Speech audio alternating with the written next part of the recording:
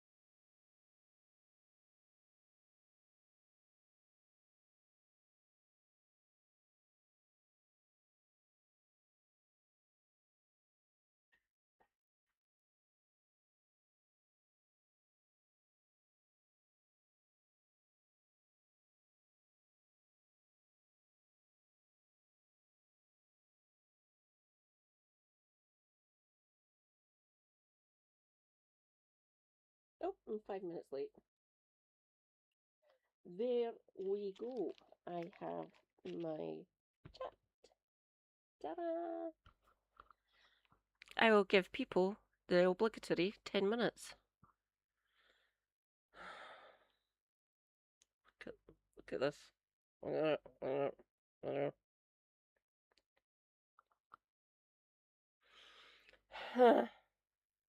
Oh, yo! Oi, oi. Welsh Ticky God.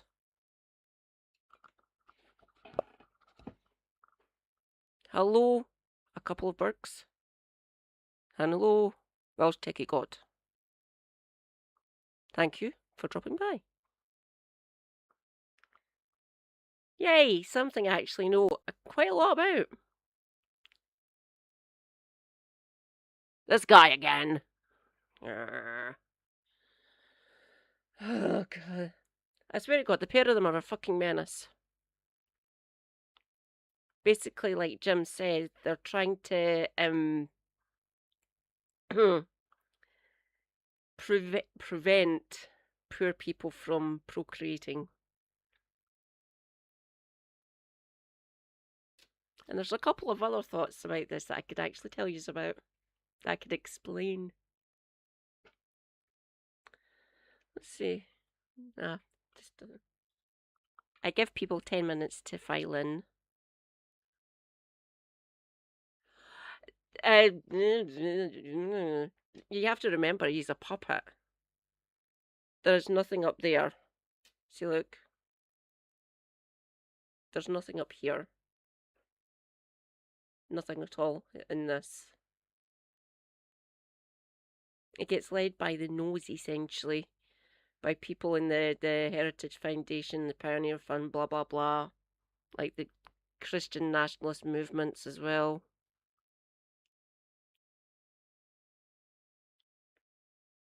Was it unitary executive theory?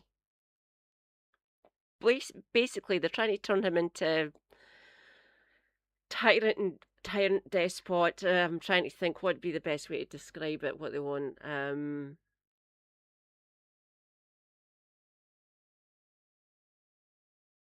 Despot, maybe. Like it's a federal system, so there's checks and balances. It's like that's why there's three. There's three separate. There's the executive, basically the White House, and his whatever his cabinet is, which includes this fucking lunatic. Then you've got the houses, which is like the House of Representatives, Congress people, and the Senate, and you've got the judiciary, the judicial system. So that's three separate branches that meant to keep the other two in check, essentially. But no, they want to get rid of that and have like a authority, like a leader, essentially. Right? They do vote in their president, obviously, but they're trying to shape it, radically change the other two branches. I tried to read Project 2025, not doing it. I was getting rage fueled by the second. So no, that garbage can go right in the bin where it belongs. So yeah, basically to prevent poor people from having kids, pricing them out of healthcare. For fuck's sake. Oh, check my Discord. Um, huh.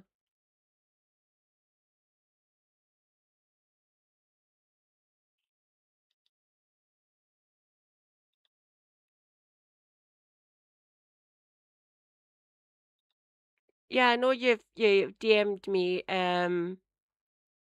I'll I'll get to them soonish. Okay. 5 minutes. Oh yeah, yeah, it is rage inducing. And someone of science, someone with a basically science coded or biology coded, this is going to get millions, I repeat, millions, either severely disabled through not being able to get these vaccines or shorten their lifespan, if you get my drift. Trying to skirt around TOS here. That's why the stream title the way it is. I like my channel. I like my people. I like my comrades and being able to talk and educate you all.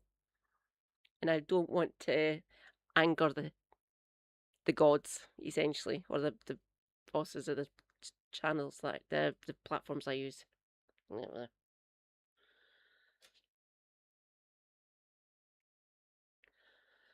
Okay. Oh, right. Got a notification. Oh, Andy. Oh, the restream link. I will be back momentarily. You'll probably still see me, but I'm in Discord for a second.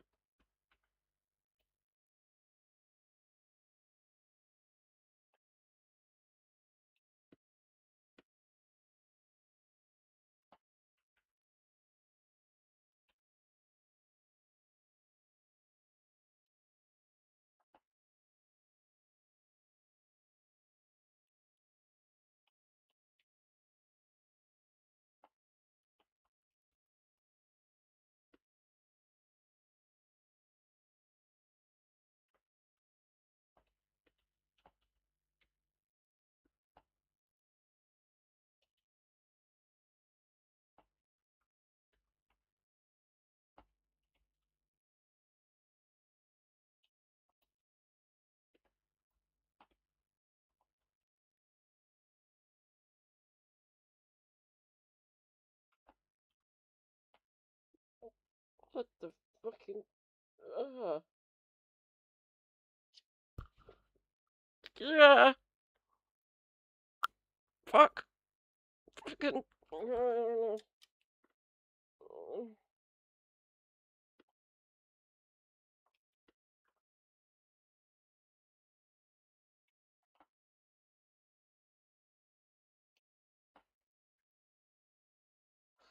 Christ.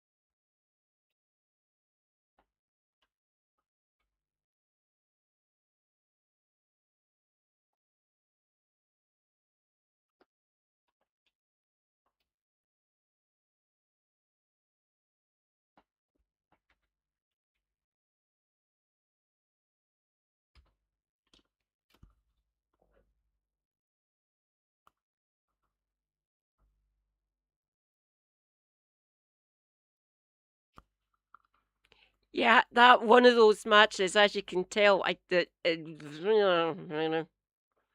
one's always an interesting one at Tynecastle, oddly enough. Oh, how am I doing? Oh, my 10 minutes. Oh,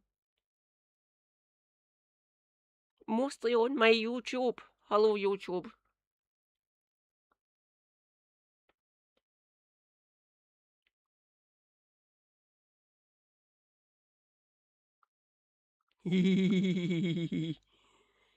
So the one that I was struggling with there was Jambles and Curly Thistle. I mean, it's been ages since I've actually predicted how Stenhouse Muir would actually do. Uh, you can say as well that I'm Partizan. I'm a Celtic fan. Hence me giving that score. Mind you, I've been catching highlights and listening to their matches. I've still got issues with the midfield, as you can guess. And we can maybe do with another striker actually as well. Come me think of it. But yeah, being able to afford a decent midfielder is proving tricky all over the fucking place essentially. Mm. Okay, shall we, everyone? I'll get my channels up in a second. Trump signs order to limit childhood vaccines and split the MMR shots. I wish they wouldn't call them shots. They're injections or immunisations. Thank you. Shall we listen to the tangerine fucking menace? Effective immediately, my administration is recognizing gold standard childhood vaccine recommendations for only 11 core vaccinations against the most serious and dangerous diseases, along with the MMR, which hopefully will be split up. You have the MMR, we want it in 3 separate vaccinations given at separate times. In addition, this executive order directs the Attorney General to advance legal challenges against states that violate children's rights to religious or medical vaccination exemptions for the exemptions. Would you have vaccinated your children differently based on the recommendations? Well, I did. I took my children for 5 different vaccinations. In other words, I broke it up. The one visit where they just pump, what seemingly looks like. His older children, I repeat, his older children, so we're talking here Junior, Ivanka, Eric, and Tiffany, they would have got single shots. They all would have got single shots because they're all roughly kind of my age. So I got the single shots. They rolled out the combined shot 88 onwards, essentially. So anyone who's roughly around this age, which is 47, would have had the 3 separate shots because the combined one didn't exist yet. And I severely doubt he went with any of the mothers and his children for their shots. He was too busy bankrupting casinos when most of them were born in the 70s and 80s. So yeah, his older children, Barron's young enough, he would have got the combined one.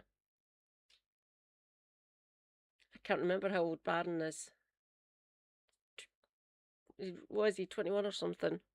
Hang on, I'll check. How old is Barron? How old is Barron Trump?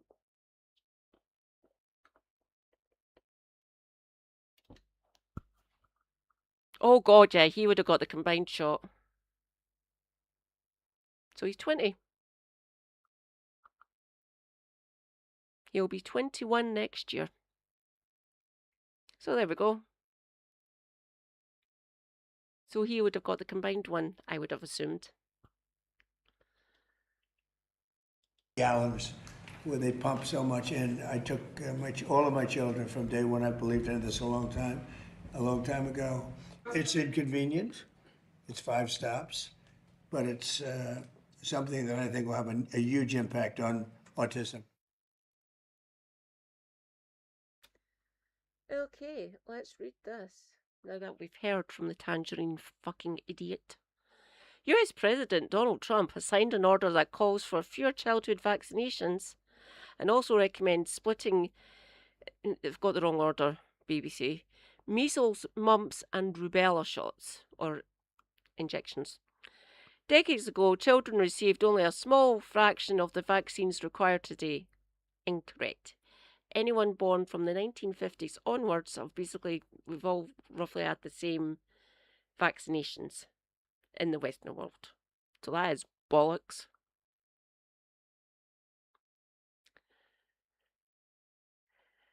Trump said, in those times, people were much healthier, and of course, high rates of autism now observed did not exist. Bollocks, that's utter lies.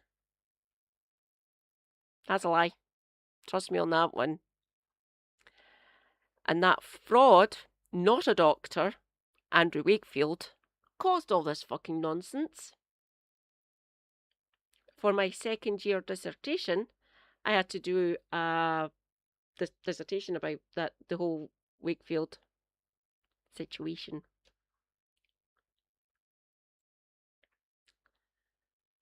The president has long cast doubt on the safety of MMR vaccines. I'm fed up with this already. But multiple studies have found no connection between the injections and autism. Go and fucking stop using shot. Fucking BBC. Medical experts have criticised the new order and said it could reduce vaccination rates and expose children to harmful diseases. Deadly diseases. I repeat, deadly. The order also recommends that the number of childhood vaccinations drop to 11 from the existing 18 recommended by the American Academy of Pediatrics, basically the org of childhood medicine, essentially. So pediatricians are people who treat children. Trump's order serves as guidance, not a mandate, since injections required for school attendance are set at state level. So rejoice, it's all your Republican states. Isn't that fun? So most of your coastal elites, they're mostly blue states. So they'll still go ahead with the 18 probably.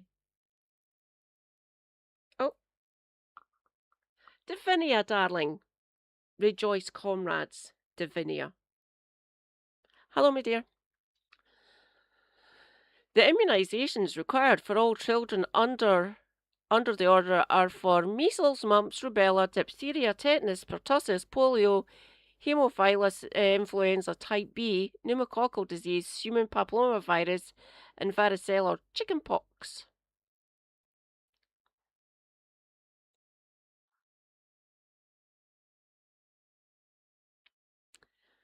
We're reducing them, Trump said. It's not only that you're doing fewer vaccines or jabs, as they say, but you're doing them in a series of visits to the doctor. The president suggested the MMR vaccine could be quite lethal if given it once.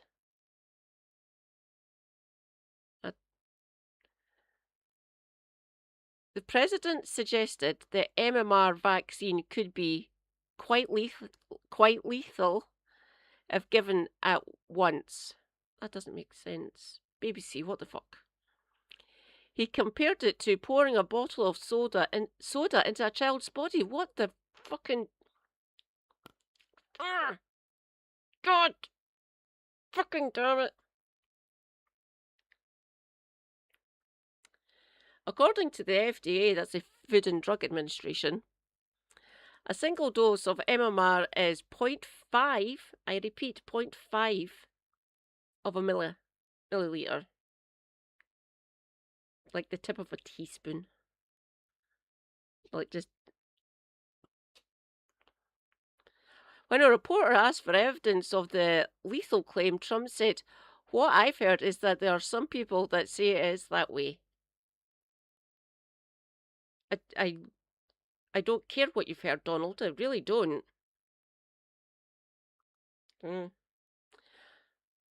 Oh, they've done it wrong again. According to the Centers for Disease Control and Prevention, it's the CDCP, but people just call it the CDC. Fine. The MMR vaccine carries a very small risk of febrile seizures for young children. So basically, you have a fit or a seizure. Those with health issues, including severe allergic reactions or weakened immune systems, are advised to consult with healthcare providers before taking the vaccines. That's why people go to medical school. The agency says most people who get MMR vaccine do not have any serious problems with it, and that getting the vaccine is much safer than getting measles, mumps, or rubella because the child might die. Measles is incredibly infectious. It doesn't affect just children. It's one of the most it's one of the most communicable, which means it can be passed along rather easily, and you don't notice the symptoms until like day 5 or 7. The incubation period for measles, while you're not showing any symptoms of them, is a few days long, which means you can actually be spreading it and not realizing. Like me, I was asymptomatic with COVID. I could have been infecting loads of people unknowingly. Measles is fucking lethal. It can kill. Experts say that allowing time between jabs means children are more likely to contract diseases in the interim, or that they're more likely to miss appointments if there are multiple shots. So it's easier giving the combined. You only need to do the one visit for those 3 deadly ones.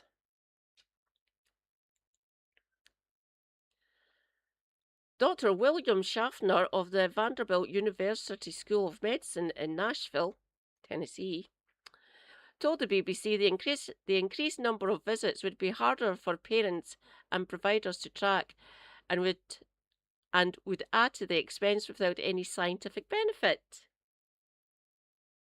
There we go. Big Pharma making more money. Since taking office in 2025, Secretary of Health and Human Services Robert F. Kennedy Jr. has sought to change and loosen vaccine regulations. Yes, I know, I've been watching it unfold in real time. During a tense 20-minute interview on CNN last week, Kennedy insisted he had never questioned the efficacy of the MMR vaccine. I'm calling BS on that. He said the proposed changes were meant to give parents choice, not prohibit access to childhood vaccines. Also calling BS on that.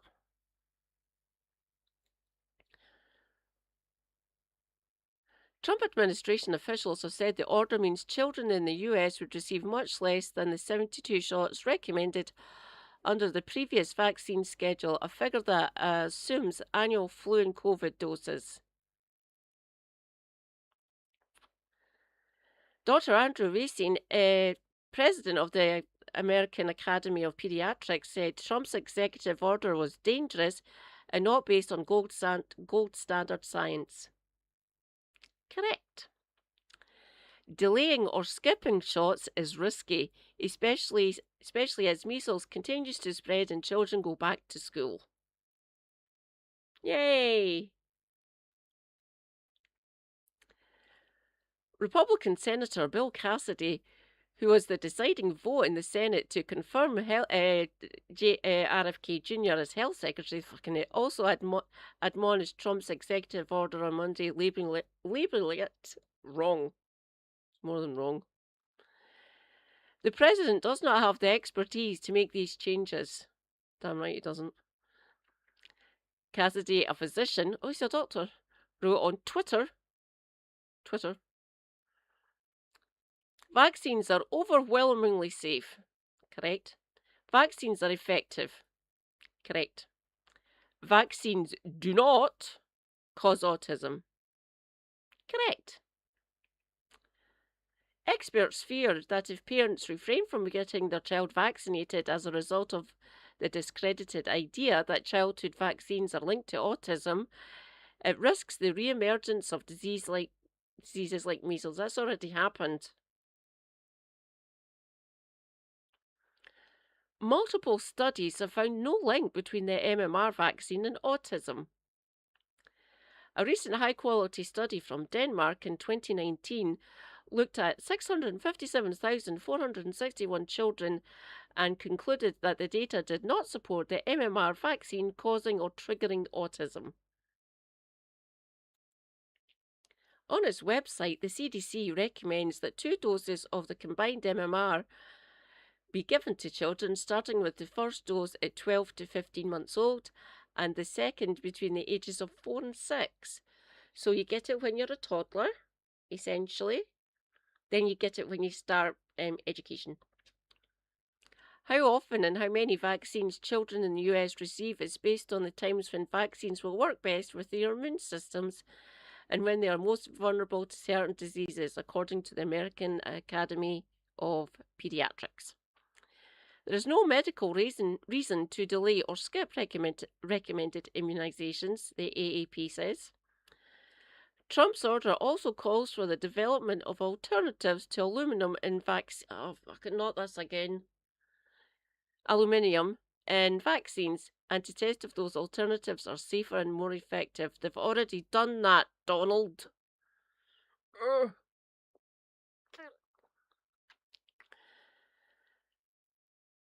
But the AAP says studies have found no significant health risks associated with tiny amounts of aluminium salts in vaccines.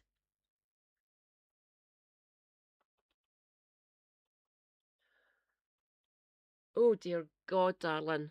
Ugh. I've had chickenpox once. When I was in school. Age 5?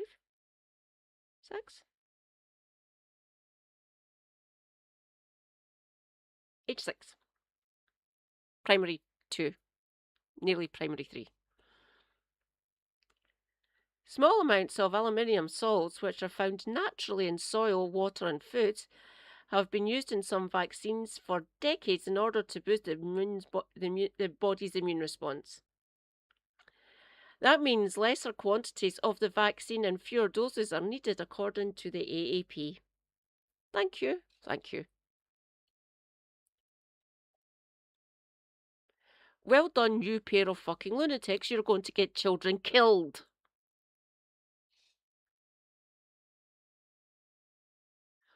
Oh, 12. Oh, dear God. Ugh. Like, I've only had it once.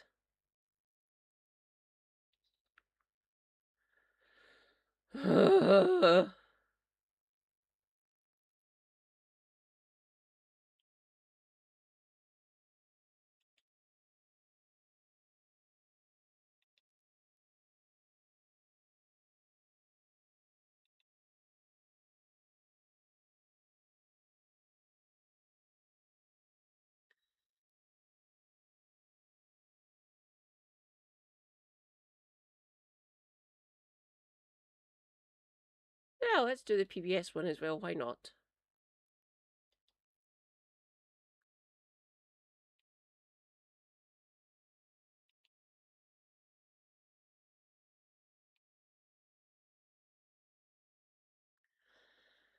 Right.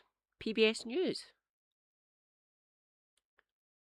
Public Broadcasting Service, by the way. I just had my school photo taken in year 7 when I came. Oh, yeah, fucking hell. Ugh.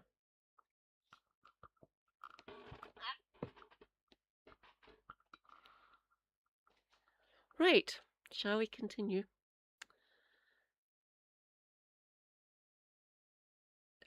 No, not American. Trump's vaccine order would require millions of individual shots last used decades ago. Brilliant. Public health experts have been quick to condemn an executive order from President Donald Trump aimed at upending childhood vaccinations in the US, but the biggest obstacles may be the unprecedented financial and logistical challenges it would impose on parents, health providers, and drug makers. Monday's announcement by the Republican president calls for separating combination shots, including measles, mumps, and rubella, or MMR, vaccine, into separate injections. Appointments for that and other vaccinations should be spaced out whenever possible, the order states. You were off school for 3 weeks. Oh, darling.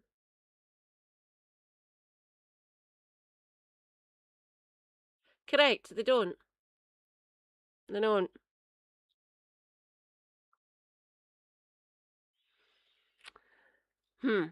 To accomplish that, drug makers would need to revive a slate of individual vaccines that have not been widely used in the US for decades.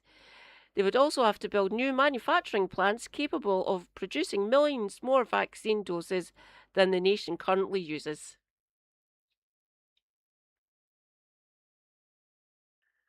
Was it alright? They rolled out the MMR in 88 here in the UK. So from like 88 to 94, that's then carry on, blah blah blah blah. So it was fully rolled out by the mid 90s here. Super Hubby thought it was later than that. He didn't know it was the late 80s that the triple shot came out. For parents, unbundling the MMR and spacing out the shots would mean returning to the doctor's office many more times than is currently needed. Yeah. Those appointments could also strain paediatricians who typically administer the injections, while driving up costs tied to syringes and other medical supplies. I will need to ask my lovely American comrades what they think about this, especially the ones with children. Mind you, all the American parents that I know, all their kids are basically in secondary school.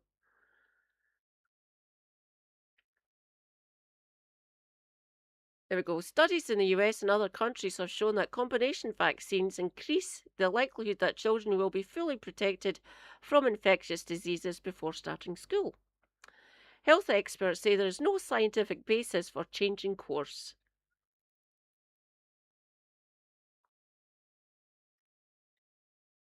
Oh no, you would have been like me, darling. You would have got the single shots. The triple one came out in 88 and they rolled out. So it was fully adopted by like the mid 90s. Yeah, there's no scientific basis for doing this. We do things that are less convenient and more expensive if there's a good reason to do it, said Dr. Anna Durbin of Johns Hopkins Bloomberg School of Public Health. There's no good justification for this. I think it's very bad public health policy. Very bad? It's fucking deadly.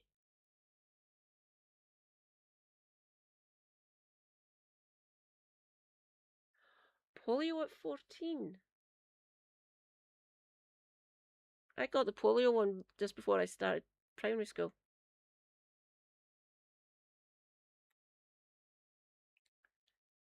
You get the TB when you're 11. That's been in place since the 50s.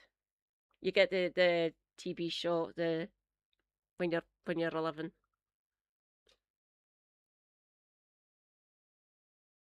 Trump's plan would require vaccine manufacturing overhaul.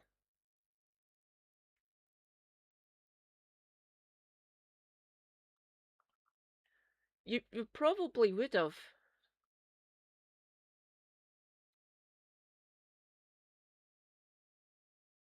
Anyone born after the Second World War, essentially, so like boomers onwards, essentially. We got the like shots like from the early 50s onwards, essentially.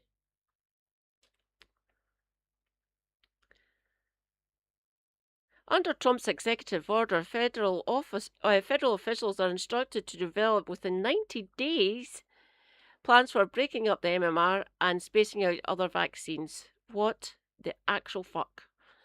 But pharmaceutical scientists and former regulators say those changes would likely take years and require drug makers to spend tens of millions of dollars on new studies and manufacturing facilities.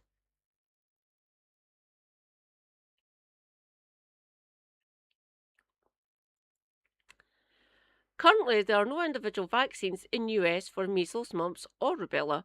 All the vaccines approved for those viruses by the FDA are combination shots. That 3-in-1 approach has been standard in the US since the 70s. Dr. Jesse Goodman, a former FDA vaccine chief, said companies may have to conduct large studies showing their new individual shots produced immune system boosting reactions in children similar to the current versions. They won't. Oh, fucking. The specifics would depend upon the quality of data from the original standalone vaccines and how it's viewed by FDA regulators. The FDA that is either been essentially being captured and fucking changed. The question is how much has changed since then and how comfortable will the FDA and the companies be relying on those comparisons? Good fucking question, said Goodman, who is now a professor at Georgetown. Manufacturers also have to demonstrate the safety of new manufacturing facilities and procedures. Given that individual measles shots haven't been widely produced in the US for decades, we're talking like the 50s or 60s here. Designing, constructing, and getting federal sign-off for new vaccine plants typically takes about 5 years, according to industry experts. Just fucking end me.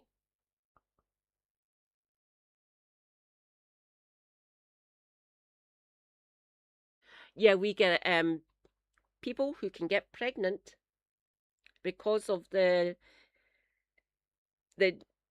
disabling you can become severely disabled with measles, and you can become unalived. Measles is fucking deadly. So people who can get pregnant get it. So girls, ideally.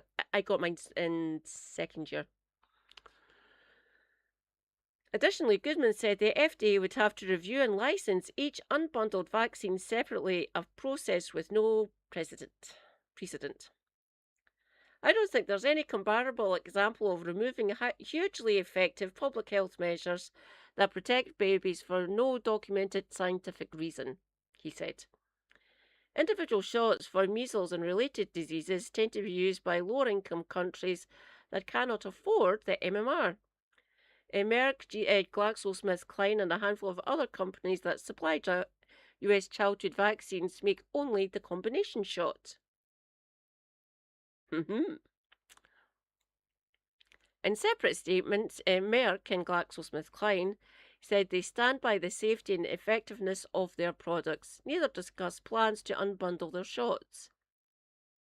Immunizations are mandated at state level, so they don't need to. This is treat it as guidance.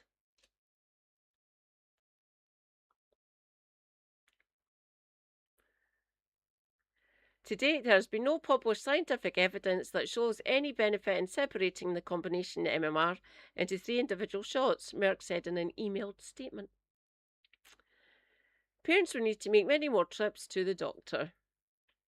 The MMR is currently delivered in 2 doses, the first at age 1 and the second dose after age 4, so between 4 and 6, essentially. Splitting up the shots into its 3 separate components will mean 6 office visits. Fucking hell. Spacing out other shots for pertussis, whooping cough, and other infectious diseases could multiply the number of visits many more times.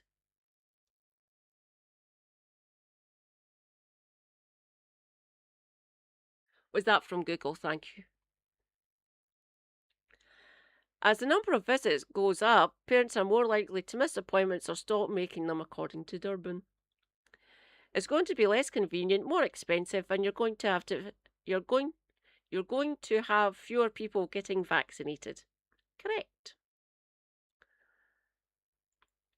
For well over a decade, Trump has expressed his view against medical groups' guidance that American children receive too many vaccines and that they should be given smaller doses over a longer period of time. Last year, he called on Health Secretary Robert F. Kennedy Jr. to look at reducing the number. Kennedy and other officials have pointed to smaller countries such as Denmark that recommended slightly fewer vaccinations than the US. But breaking up combination shots will result in kids receiving many more individual shots than other comparable nations, including us. White House spokesman Kush Desai said the Trump administration's efforts on the MMR vaccine will give parents more options on timing and frequency for their children, which ultimately will increase vaccination rates for all three diseases. Incorrect. Incorrect. Vaccine order is not legally binding. Despite the precedent-breaking nature of Trump's order, some experts are sceptical it will result in meaningful changes.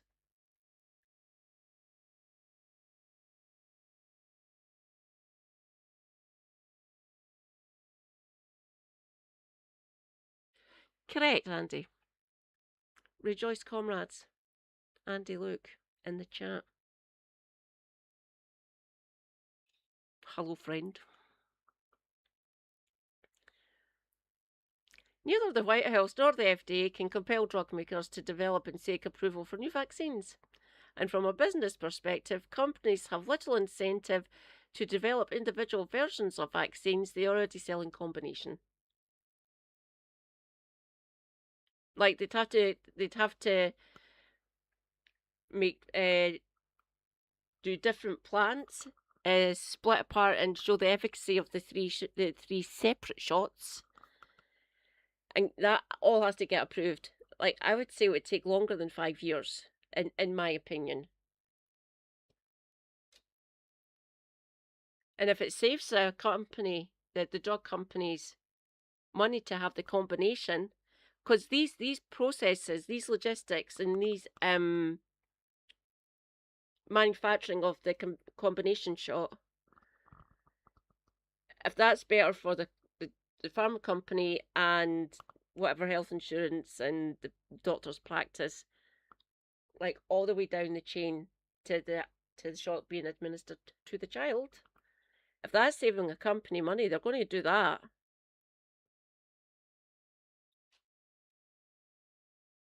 Hello.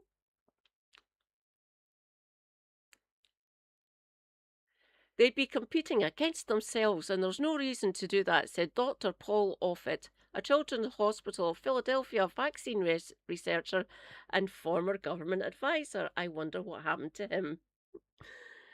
While Trump's order calls for more federal research and recommendation, only state governments have the legal authority to require vaccinations for school children.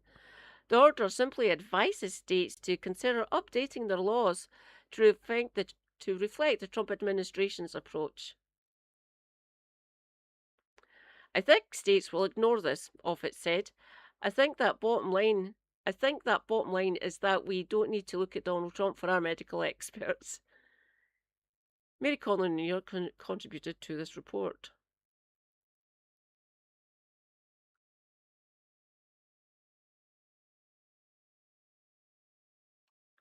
Thanks for that link. A Burke, or Burke Jr., thank you very much.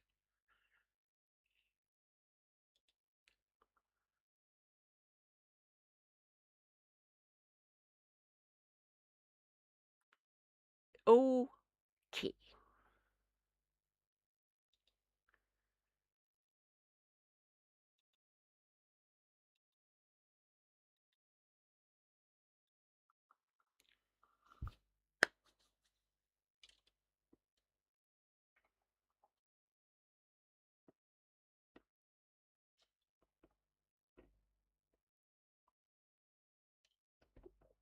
Google News.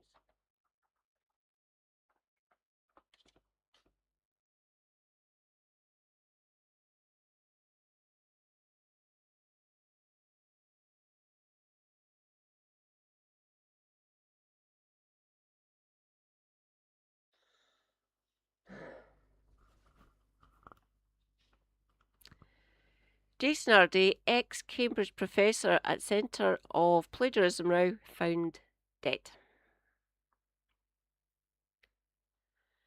Jason Hardy, the former University of Cambridge professor at the Centre of a Plagiarism row, has been found dead. Emergency services said a man was found unresponsive at an address in Battersea, South London, on Friday. Hardy resigned as Cambridge Professor of Sociology of Education last week after allegations of plagiarism and questions about some of his achievements he denied the claims. Just wanted to there. Let us talk, shall we? I'll just leave this up. I think Helena's stream title got it correct. Death by journalism.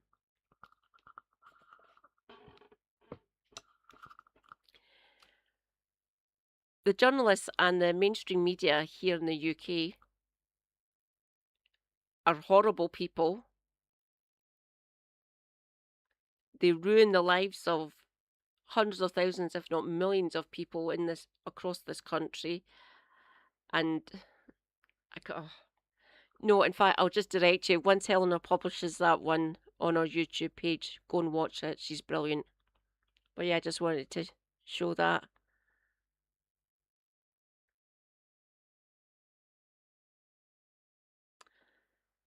I don't know what else to cover now. I suppose I could show you the development of the MMR if you wanted. Or I can go through the news.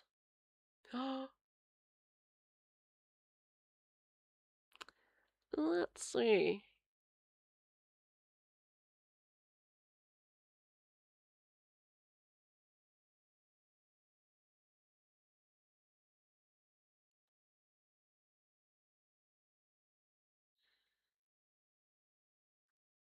Uh,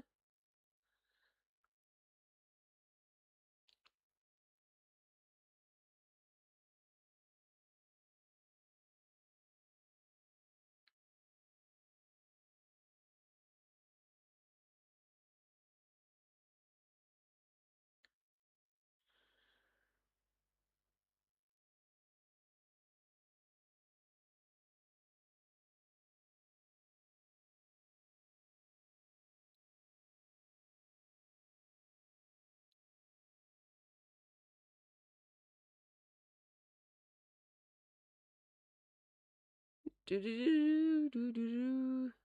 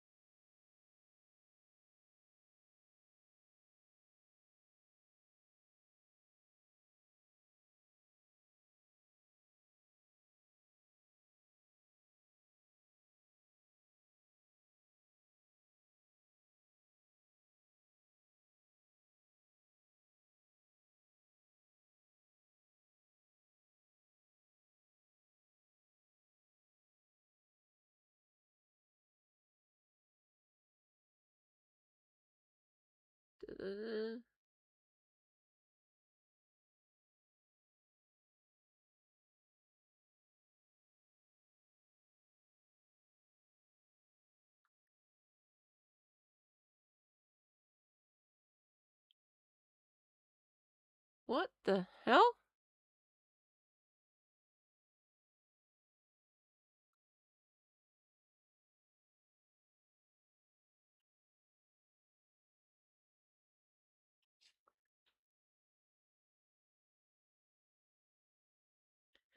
Hello, Omaha. Rejoice, comrades. Omaha the cat dancer. No pressure to stay, as always.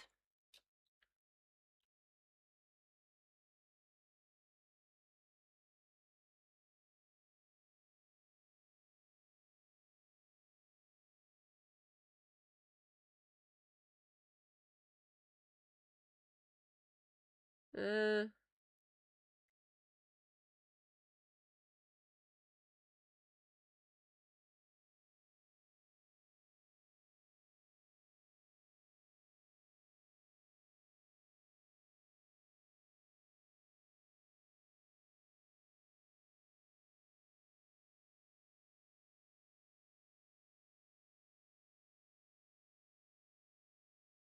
uh,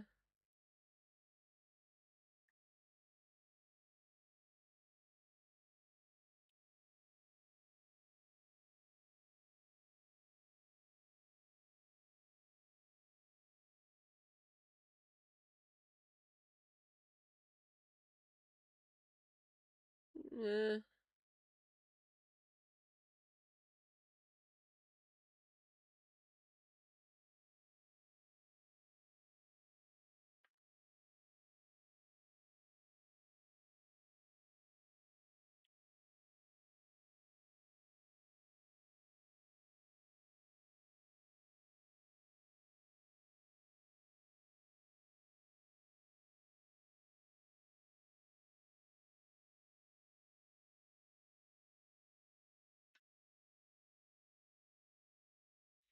yeah.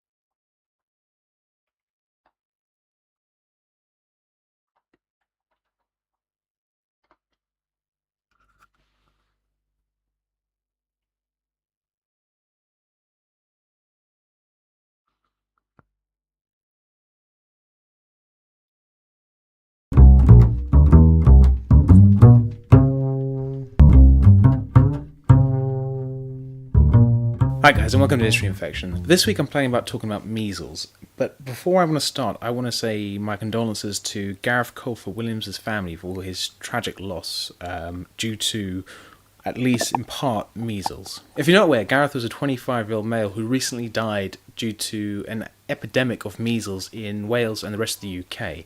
Currently, they're unsure whether or not measles was the direct cause of his death or a contributing factor. However, as I'm going to explain later, this is very often the case with measles. We're currently in the midst of a measles outbreak in the UK, and I personally put this down to several people, and one in particular, a charlatan of a doctor by the name of Dr. Andrew Wakefield. I, in no short terms, hold him accountable for the tragedies we're seeing in the UK at the moment. The 1,000+ people who have become infected with measles, and Okay, before we continue with Jim the Evo. Not a doctor. I do not use that title. He lost his license. He can't practice medicine anymore. Not a doctor. Andrew Wakefield can fuck right off. I am changing over to the lav mic. Give me a second.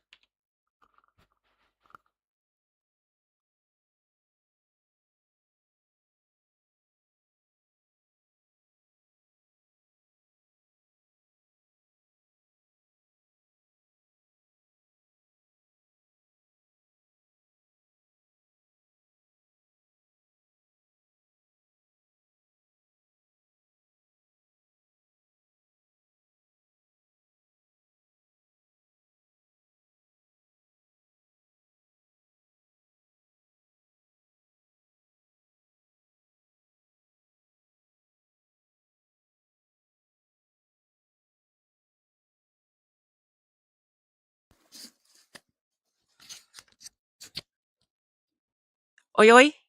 Can I be heard?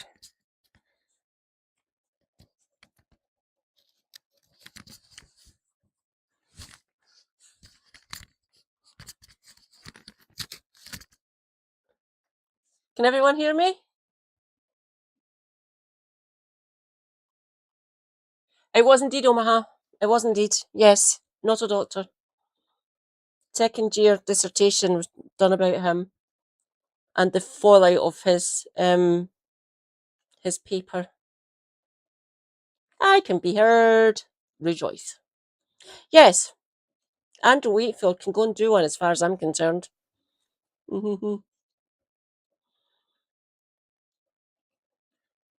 And like I just said, these orders, which no,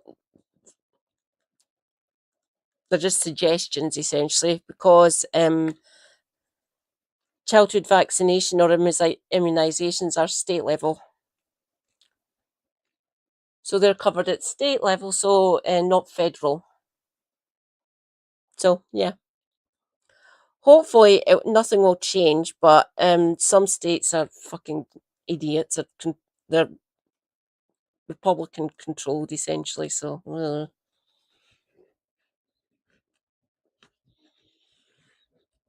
anytime he crops up when I cover these sort of topics, I will kindly remind everyone, not a doctor.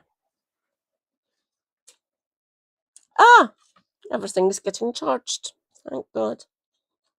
Give me a minute. Fantastic.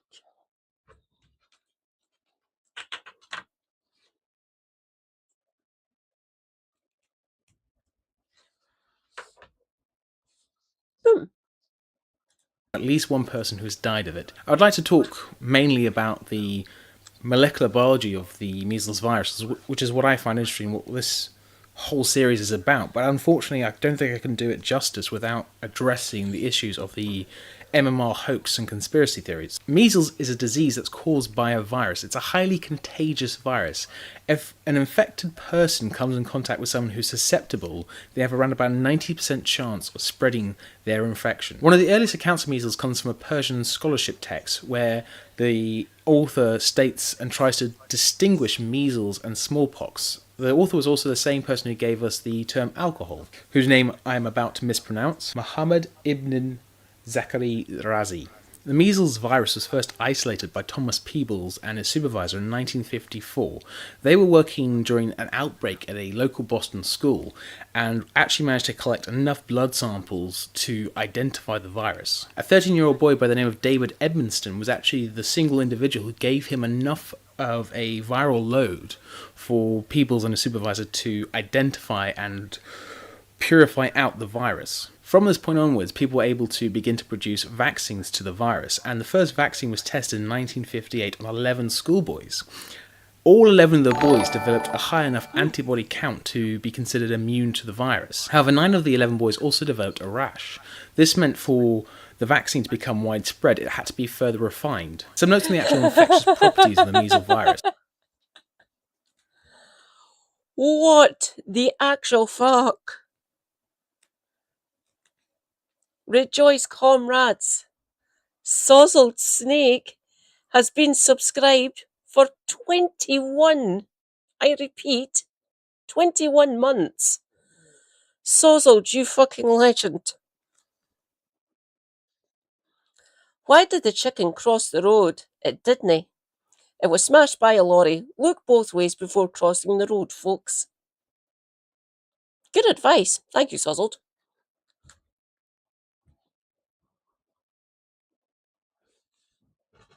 Didn't is a Scottish word. It means didn't.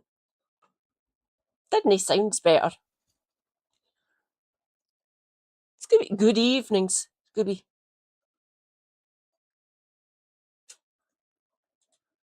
It starts off by infecting the linings of your throat and down into your lungs. From there, it moves into your lymphatic system, which is essentially your body's plumbing, your immune system's plumbing around your body. It then spreads from your lymphatic system all over your body to all sorts of different tissues. During this time, it takes roughly 4 days, the person doesn't show any symptoms. It's only... Oh, I was out by a day. I thought it was 5. I must have misremembered that. Huh. To see his flat.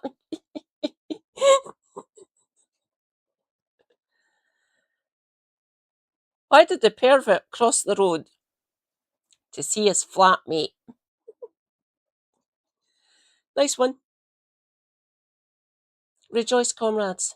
Elron Hubward is in the chat. Hi, Elron.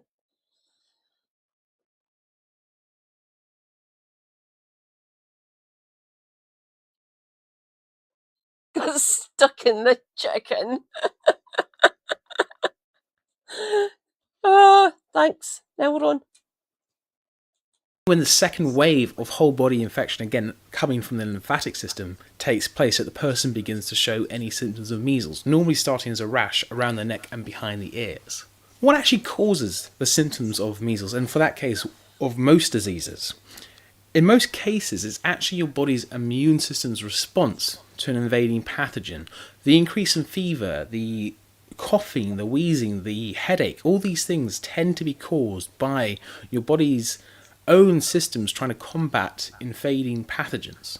With the exception of symptoms that help spread a pathogen, such as diarrhea or in some cases coughing, a pathogen doesn't really want its host to experience any symptoms, because that, one, alerts the host that something's wrong and its immune system is alerted, and two, alerts other individuals in complex social groups like ourselves that that person is infected, and three, actually damages the host at the cost of what the bacterial virus could gain out of the resources.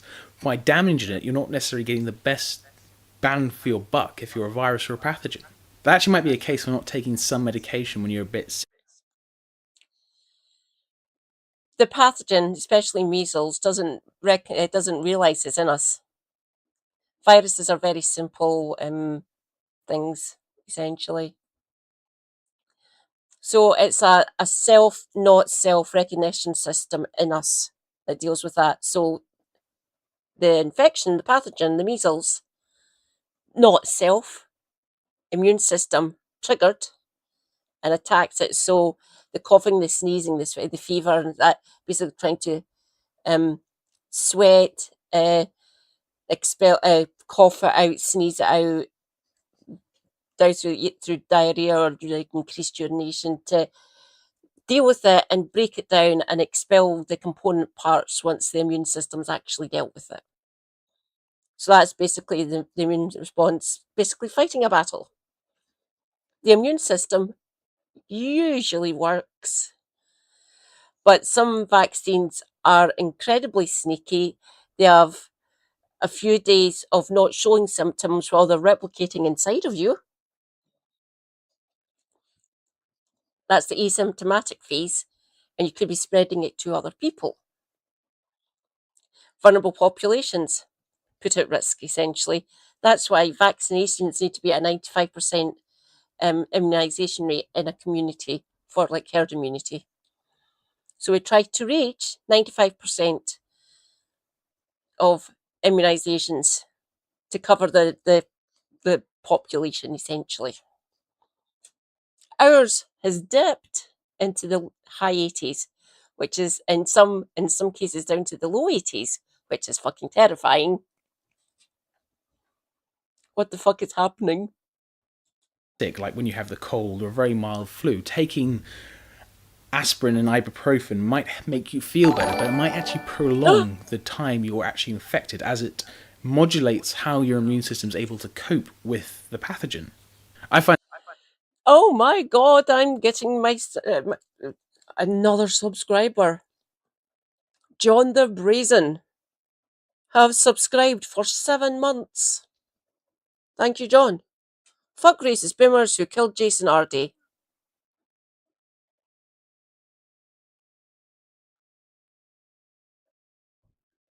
Our journalists are scum. Most of them are scum. Some of them are idiots.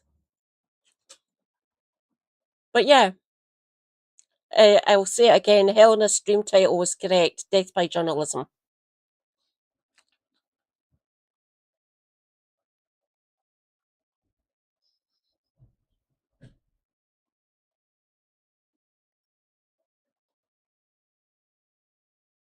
Huh?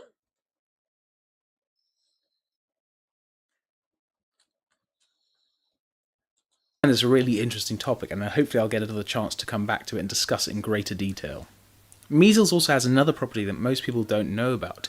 It's actually an immune-suppressing disease. People who were in remission for TB or, say, syphilis, when they contracted measles, actually found that their old disease began to flare up again and began to cause a lot more problems than it used to when it was in remission. This is partly due to the fact that the measles virus actually attacks part of your immune system. It lives in your lymphatic tissue, John. which is, as I said, is your body's immune system's plumbing. In the case of Gareth Colfer Williams, Thank the you, John. immune suppressing nature of the measles virus means it's difficult to actually pinpoint if it was the measles virus that killed him or some secondary cause, but that was only due to the fact that his immune system was suppressed by the measles virus. This property of the virus was actually used to treat an autoimmune disease called lupus, which you've probably heard from House. Lupus tends to affect the kidneys quite badly. Actually, look at the Stern House face.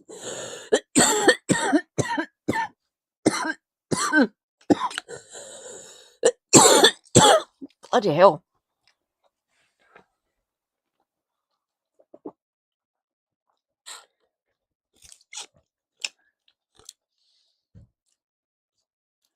Yes, and he did say that a fair few times. It's not lupus.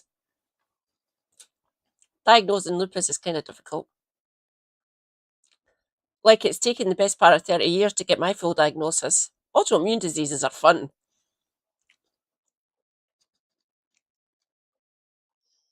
Doctor House. It's been ages since I've watched House.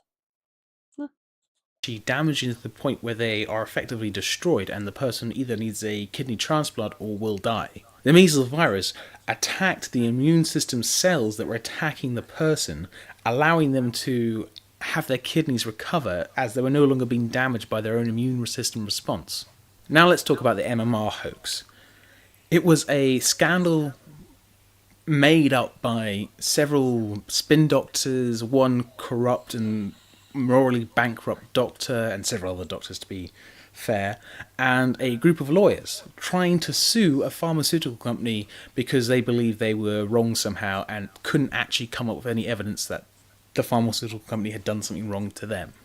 Their second reason for constructing this entire hoax was actually, in my opinion, Thank you for the 21 months, you absolute legend, Sozzled. Thank you. Mwah, mwah.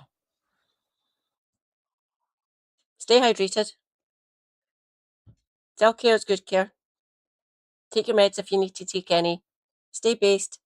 Free Palestine. And get your immunisations. And just ignore what Trump and RFK Jr. have announced.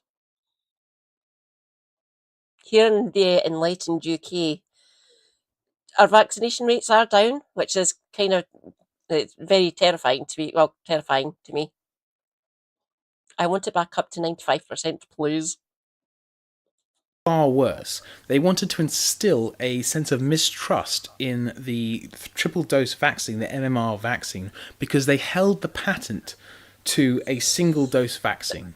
Dr. Andrew Wakefield has a list of charges that any moral person will consider repulsive. First and worst on my list, he subjected children with learning difficulties to unnecessary and highly invasive medical procedures without the approval of any sort of ethical board or research committee. From these immoral practices, he hoped to gain a financial reward. As I mentioned earlier, him and the consortium lawyers are involved in owning a patent to a single-dose vaccination. He wanted to make money out of promoting fear for a product, even though he knew this would at the very least lead to some people becoming very sick, and in some cases, as we've seen, some people would die.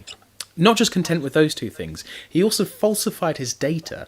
If you go back and actually read the Lancet paper, it doesn't support the conclusion. But when they performed the medical review board on his practices, they looked at the original research logs, and even those don't match up with what he published. Others better than I have actually reviewed his paper ad nauseum, and if you want to go look at those, I suggest you do. Ben Goldacre is a...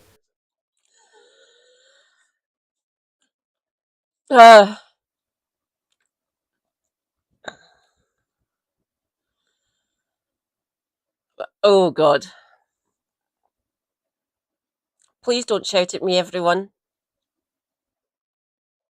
I'm agreeing with Elron. Yeah. That is murder. And people did die, by the way.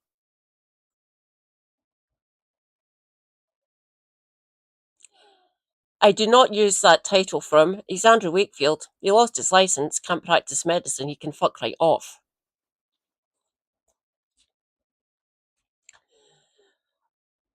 The law is an arse. I've always said that.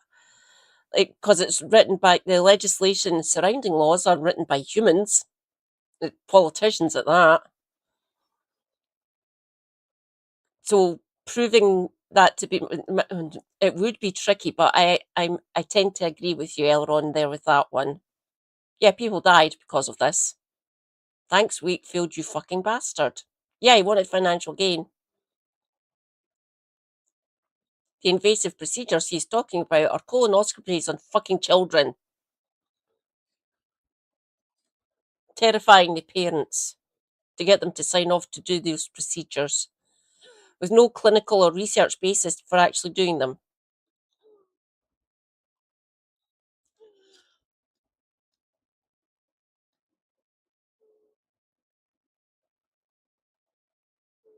You're not unsafe. No, I tend to agree with you, Elron, with that take. It's murder. Yeah. And that, like I said, Wakefield is unsafe. He can go and do one. Yeah. First great stop to go look at.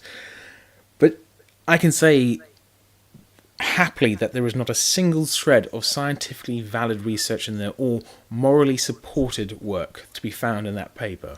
Without trying to sound too fundamental, I think it's actually a dangerous and vile publication that should see its proponents stripped of any sort of responsibility, because it's that morally reprehensive that it just is sickening to think that we live in a world where people would do this to others just to make It's not money, that and then try. when I've said this in the past, especially to like a couple of healthcare professionals that I was friends with back in the day, I said to them, said I class that as murder, what's happened here with Wakefield and this whole situation. And they disagreed with me, said it's medical malpractice, yes. And subjecting those children to these medical procedures was morally reprehensible. Yeah, but they disagreed on the fact of me calling it murder. And I was just making sure that this is a free space. You can say what you like and you can say whatever you want. But I'll try and educate you, especially about vaccines and immunizations and what that fucking charlatan was doing. But yeah, it's murder. You're not unsafe, Elron. Don't worry. But yeah, like I said,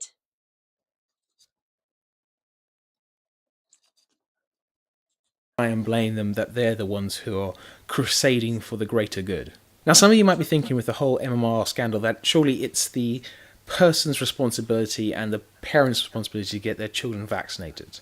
Well, I would say, yes, it is, but there is massive considerations to be made about this topic. First, if you are an uninformed person, which is perfectly fine, to be honest, not everyone has spent 4 years going through undergrad and graduate school to understand virology and genetics and statistics. Most people don't get this, and that's fine. That's understandable. It isn't easy.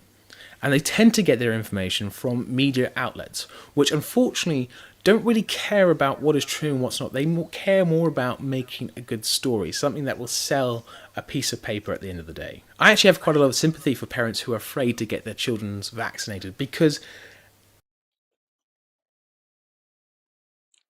of what he done, like because he doctor, we put a lot of faith and trust into our medical professionals. And scaring parents like that, morally reprehensible. Wakefield is scum. People did die because of this. Thanks, you absolute bastard. Round of applause for a fucking just yeet him. But yeah, if you want a really good video on it, go and check out H-Bombs. It's like years old, but it is really good. He covers the full paper. I can't do it because I'll just go into irrational rage again. I've already done it 3 times in my fucking education, and once before that. when I was doing it when I was in secondary school. Shortly after I had scarlet fever. That was fun. Lost my friend. That's why people like Wakefield just need to be shunned, ostracized, not listened to. Making parents scared to get the triple shot and possibly not getting the child vaccinated at all. Deeply dangerous. A quick way to for your child to get disabling to get side effects that are disabling. They become permanently disabled, like brain damage. They can go blind. Various complications with the kidneys as well, and the bowel. And it can kill. Measles is fucking deadly. So what Wakefield done, fucking criminal as far as I'm concerned. He knew what he was doing, and he was doing it for profit. So no. Get jeeted, Wakefield. Seriously.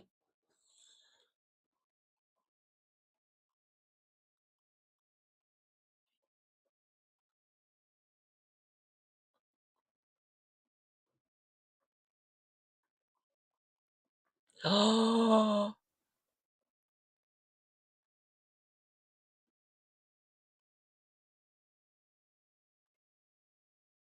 yeah. Oh, reading medical journals. Oh dear. I've done it, but I know what I'm reading.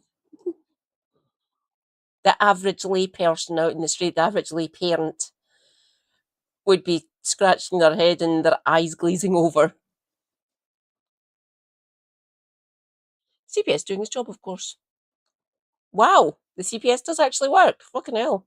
Who does thunk it? For the Americans in the chat, that is the Crime Prosecution Service. You see it on the news that there's people effectively whispering boo in the parents' ears every time some medical complaint happens. And if I had a child, I would want to do everything I possibly could to make sure that child was safe and secure. And if someone is whispering in my ear horrible things about vaccinations, how I'm a bad parent or I'm an evil person supporting some pharmaceutical regime because I decide to get my child vaccinated, you can't help but second guess yourself. And in the best cases where the media actually tries to present a balanced view, they get someone who's probably quite well respected on one side, knows what they're talking about, should be respected, and some quack on the premise of balance, when in actual fact, the scientific consensus has nothing to do with what the quack has to say. But because they have to show both sides of an argument, as if scientific research and the truth in the universe was somehow debatable, we can sum up with this question: are vaccines safe? The honest answer is yes and no. Any medical research or condition or procedure or test carries some risk. Every time you take an aspirin, you're taking a little bit of risk that aspirin will work as it does for you, as it does for everyone else. But the risks of I have zero faith in Burnham. Yes, Keith with a northern accent. So true, Elron, so true. Vaccination are greatly outweighed by the risks of not getting vaccinated, and there is no risk. Oh, look at the baby. Look at the baby.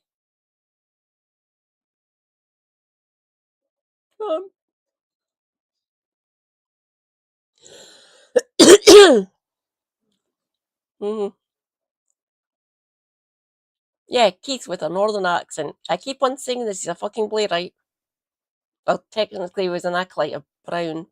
Yeah. But yeah, they basically playwright scum. But look, he's banning the sales of disposable barbecues. That'll help, I guess. Yep, we've only got 100 years of evidence. Not enough. Or incorrect to some of these people. Wrong. Shut the fuck up.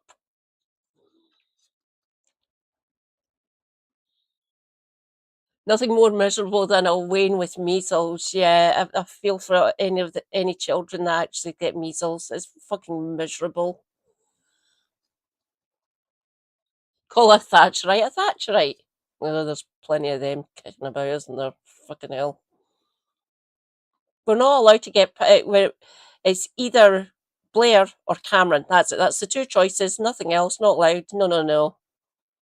That's it. We're stuck in this loop forever. It's either 1997 or 2010. That's it. Nothing else. That is all you're allowed, UK voters. Apparently. We need to break this system. We really do. First past the post is garbage.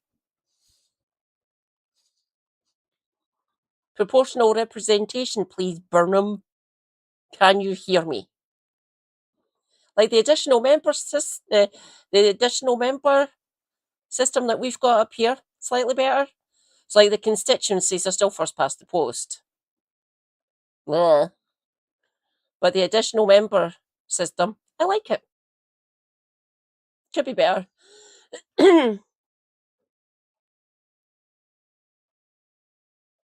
Benface when he finally gets a seat. He got 9,455 votes last night. Wow. Mental. Well done, Count Benface. Zero risk from getting autism from having the MMR vaccination. It just doesn't exist. It hasn't been shown ever. Every bit of work looking to try and find this link has come up and said no, apart from people who have a conflict of interest, who want to try and prove it so they can make money from you. There's also one other point I want to raise, and that's that suggesting somehow that someone's mental learning difficulties are due to bad parenting is a disgusting thought, in my opinion. Somehow blaming the parents for their child's autism, or saying, if you were a better person, if you were a better parent, your child wouldn't be suffering. If you had listened to the wishy-washy bullshit crap on this side, then your child would have grown up healthy. Bollocks to that, I say. Absolute bollocks. Measles was on its way out.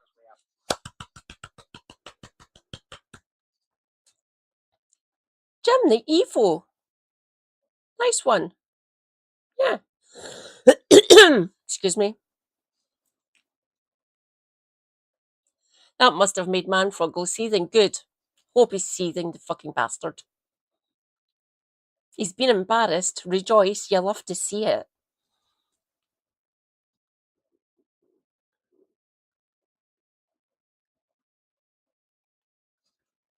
Out in the developed world until the advent of the MMR scandal. And this isn't the first vaccination scandal, but it's probably the best well known and has the largest ramifications. Recently, a British newspaper decided to air the opinions of this Dr. Andrew Wakefield, where he tried to blame the government for not a doctor, continuing to try and issue a triple dose vaccination, which for some reason he decided would have caused a greater amount of measles. Absolute bollocks. There's a clear case. What? Incorrect. Incorrect. To be shown a decrease in vaccination has led to an increase in measles outbreak. And he is one of the main reasons that there's a decrease in the measles vaccination rate. The results ascribed to his research have been thoroughly disproven by correctly and precisely conducted scientific research. Vaccinations are a fantastic invention, and people have forgotten what it's like to live in a world when we didn't have vaccinations. A world where the whim of nature was to rip families apart, where some tiny invading pathogen could kill off whole families and whole groups of children, entire playgrounds silenced because some horrible little virus and some horrible little bacteria took over. All right. But not that alone is what... Oh, Elron, I feel for you. Bleh. But RFK knows what he's doing. Yes, apparently. World of vaccinations has given us, where families are no longer torn to shreds by some horrible little pathogen. So that brings me to an end of a history of infection of measles. I hope you've enjoyed it. I've tried not to be too angry and fundamental in this video about the topic, but I feel very strongly about vaccinations and just how wonderful they are. I'll be back soon with some more history of infection, but in the meantime, I also want to start working on another series of videos which I need your help for. So it's going to be called What Is, where I'll try and answer a simple biological question quickly and as honestly as I can, I suppose. So, for example, what is an antibiotic, or what is chemotherapy, or what is an antibody? So if any questions like that, leave them below in the comments and I will start making videos around those topics. But if you have any other questions or comments about this video, or measles topics, or virus topics, or anything, leave them below and I'll try to get back to you. I hope you will join me next time when I'll be talking about a short history of typhoid. Thanks for watching. See you next time. Nice one. Mm-hmm. Oh, there it's there. Oh dear God, an hour and 44. There you go. That's the one I was talking about. Yeah, it was a good video. I'm glad I found that. Yeah. Thank you, Jim the Evo. That was awesome. He basically did that. That's basically my dissertation in short form on YouTube. I got so fucking angry doing that, and my lead, my professor, who set us this task, this dissertation for our second year, said the amount of research and citation that I'd done for that dissertation. Like, he gave us at the start of the year. Said you've got until after Christmas, so we had like 6-7 months. I needed that to get all my citations in order. I actually cited that now retracted paper to show where he went wrong.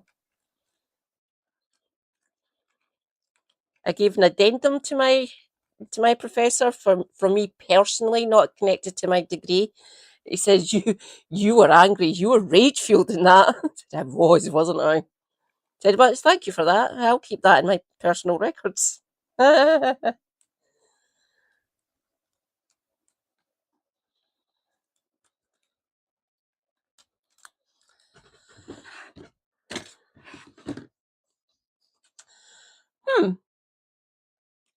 Anyone, I will not have shown it before. I can't remember. It was fucking ages ago. But yes, there we go.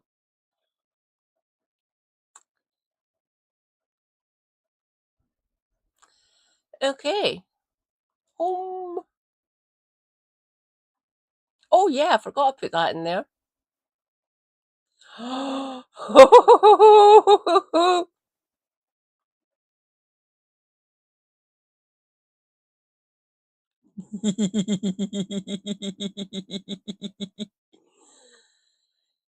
Andy, thank you so much. Look, I came up with that title, Bouncing Burnham Burn-Along. I'm so proud of myself for that stream title. So, well, it's after midnight now. It's 1:30. So tonight, 10 p.m, both my channels and Andy's, please come and join us. It will be awesome, as always. Oh, it's Bill K. Sweet. Right, that was slightly heavy. Let's do Cody. We'll do some shorts. I've saved that. That's in one of my playlists.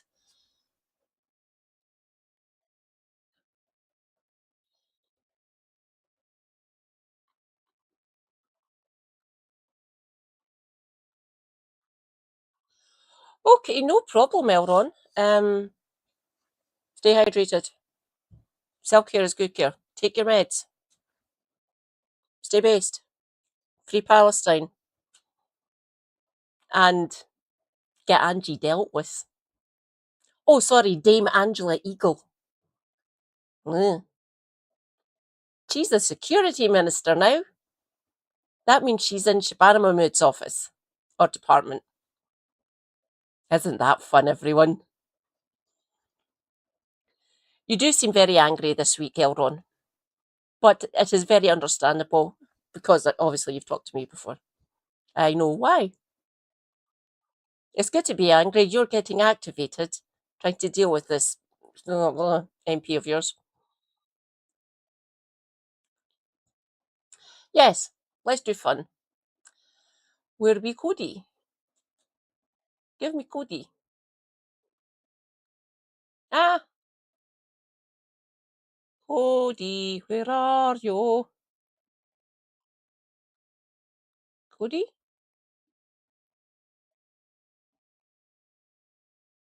Cody! I have a new video of some beauty Oxford film going live for paying subscribers. Oh, right.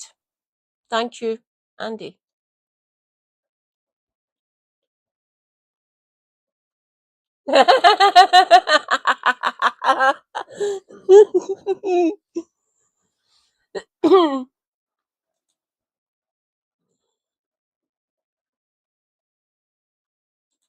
So you don't know why Tighty Whitey T-shirt Andy Burnham has barely mentioned climate change, heat waves, wildfires and the massive twatting drought that's affecting 2/3 of the UK since becoming Prime Minister. But you don't want to look like a thicky dum-dum in front of all your mates. Here's a quick rundown before you try to ward off Armageddon with the silent treatment as well. 2026 has officially been the hottest summer ever, breaking the previous record set last year. I'm sensing a trend developing. You might reasonably think that if Mother Earth is going to start setting fire to everything to punish us for breaking into her collection of fossil fuels, then it might be sensible for us to start preparing to deal with the end of days a little bit. Only this man, environmental writer and campaigner Guy Shrubsole, hang on, are you a plant in disguise, has found out that the UK government only has 20 people working on the very important topic of how to adapt British society to Mama Earth's disciplinary. To put that into unhelpful context, that's only 5 more people than the number of celebrities who compete in Strictly Come Dancing each year. Anton, do better, for goodness sake. Meanwhile, the UK has experienced 458 wildfires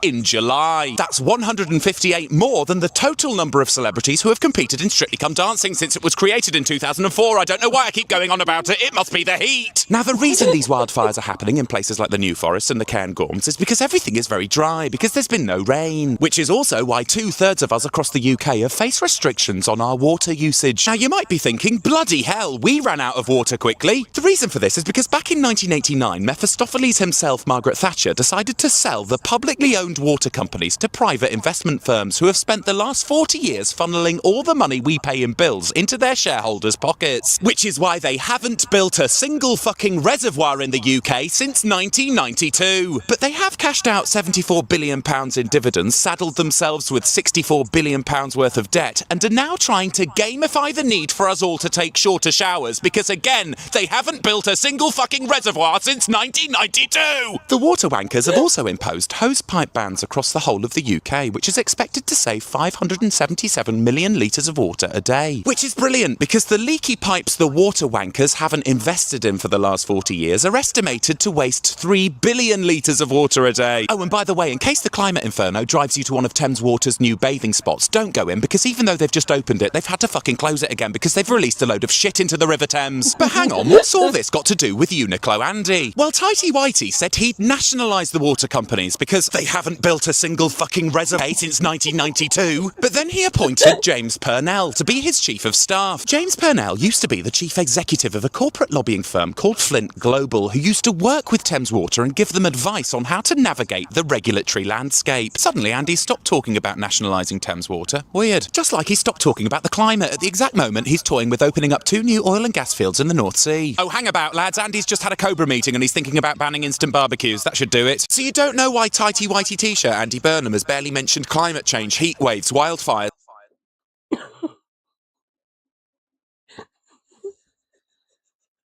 Oh, yeah, fix the goddamn leaks. Yes, I heard about that appointment of James Purnell. Yeah, he used to work for Flint Global. Brilliant. So to navigate the regulatory landscape, how to avoid regulations, essentially. Stop spilling fucking effluents in the bloody rivers. Like, our water's nationalised up here. You could ask us for advice. Honestly, Andy, you could. But will he listen? Will he bollocks?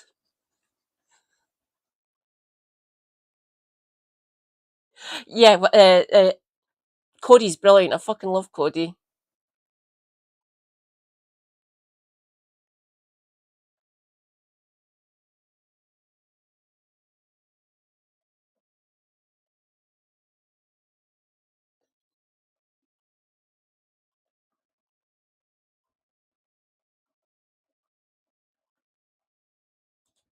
So you don't know what this crusty orange orb's latest attempt at destabilising American democracy is, but you don't want to look like a thicky dum-dum in front of all your mates. Here's a quick rundown before you blame your unpopularity on China as well. So the US midterm elections are happening in November. Currently, Trumpty Dumpty's party, the Republicans, control all of Congress, but only by a teeny tiny bit. The Republitrumps currently have 8 more seats than the Democrats in the Senate, and 5 more in the House of Representatives. But what happens if the Democrats win back both of these bits in November? Well, they'll probably impeach Tweedledee and Tweedledum as fuck. This is looking more and more likely to happen because a recent poll by the Washington Post and Ipsos put Trumpty's approval rating at 37%, which is very low, mainly because of all of the definitely not sane decisions he's been making. So basically, Donald is trying to undermine the entire US electoral system and the upcoming bad results for him in November by saying that China interfered in the 2020 election between him and Joe Biden by stealing 220 million voter files. The first problem with this is that the FBI, the Department for Homeland Security, the Department for Justice, countless election officials and the courts have found absolutely no evidence that China did any of this. The second problem with this is that most voter files are publicly available anyway. This is literally a government website with most of them on. Now, Trump said all of this during a live primetime television address last week, when he also announced that he was releasing new documents that showed Chinese hacking, exploitation and interference in the US electoral system, which is actually Like the thing Helen Roth once said about imposing huge fines for every watered.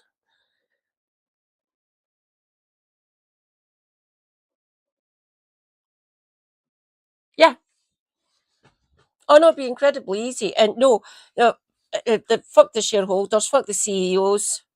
They all need to be locked up. They're all criminals as far as I'm concerned. Yeah, and just nationalise all of them, not just Thames Water. Nationalise every last one of them. And yes, Mrs. Mistopheles himself, her. Thanks, Maggie, again, for ever living in your shadow, you bitch. Also, the ECHR route, yeah. Yeah. They privatised a natural monopoly. You could, like, three things we need. We need air, we need to breathe, we need water, and we need food. I would also add another one, we need shelter. Ignore the pinky. It's fucked. So that's the 4 basics the human needs. It needs to be able to breathe, it needs oxygen, it needs water because we need hydration, and we need food to actually keep the body going. And we need shelter to keep us safe from the elements, especially if it's a fucking heat wave.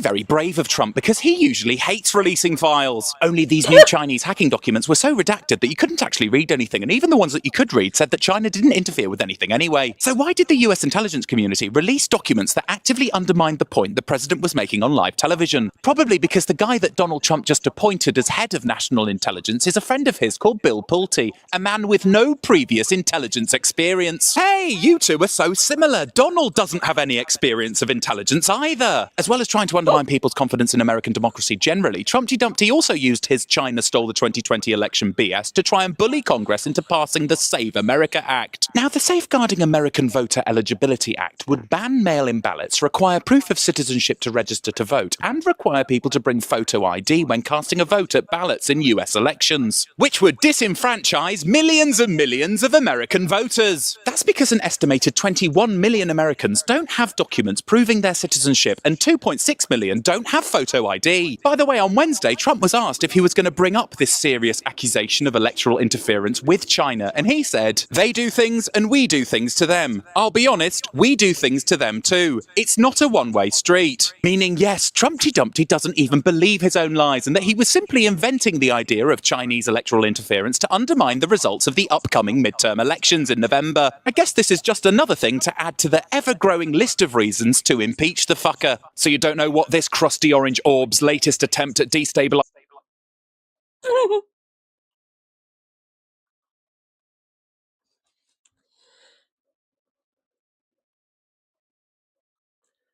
Impose fines at proper level, shares will bomb on their own. They will, yeah.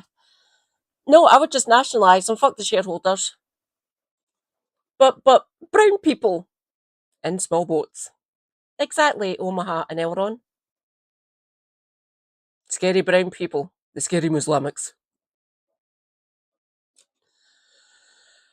Fuck it. I hate this. It's a cursed timeline. Can I get off the planet, please? Thanks.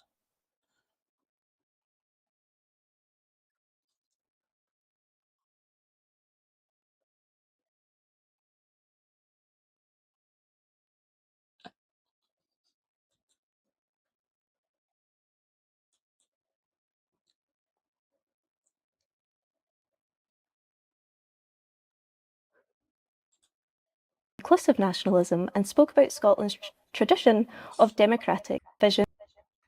Hello everyone and welcome to another edition of the National Podcast. Today we are very grateful to be joined by Billy Kay. Welcome. Thank you very much. For those who don't know, but you will probably recognise his face, Billy is a writer, broadcaster and one of Scotland's most thoughtful voices on language, culture and national identity. He has just received an honorary doctorate from the University of St Andrews, where he used his address to set out a vision of inclusive nationalism and spoke about Scotland's tradition of democratic intellectualism. Congratulations on your doctorate. Thank you very much. It was a great occasion, a splendid day out for the family. that was all. What did the recognition mean for you? Particularly the fact it was from St Andrews. It was great to have recognition from Scotland's oldest university, because I already had a doctorate from Scotland's newest university, the University of the West of Scotland. So it made full circle, if you like. But I was particularly delighted that St Andrews offered me that award, because the principal of St Andrews is an academic whose expertise is on the Scots Makars of the medieval period, Sally Mapston, Dame Sally Mapston. So I think she recognised the importance of my work in Scots, and she's done important work on the Scots language, poetry of the 16th century specifically. So it was great to have the recognition coming from that kind of source. Yeah. And I can understand this is a very difficult question to answer in a succinct way, but for those who don't know, what does your work encompass to do with the language? It involves... I came from a working class background in Ayrshire, where we had a very strong Scottish cultural identity. We grew up with the poetry and the songs of Burns, who's behind us on the wall here. And that was very much a living tradition. When I went to university... Give me a minute, I need to move around. Oh, God.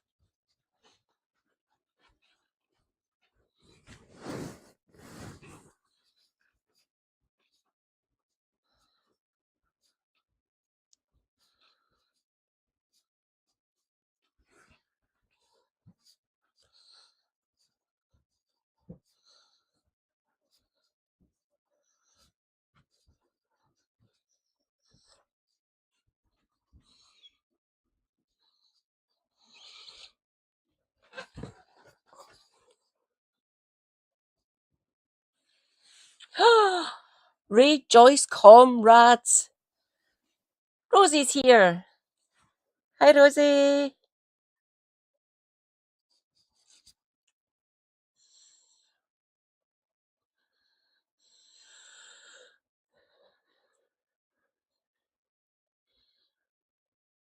Correct, Eldon.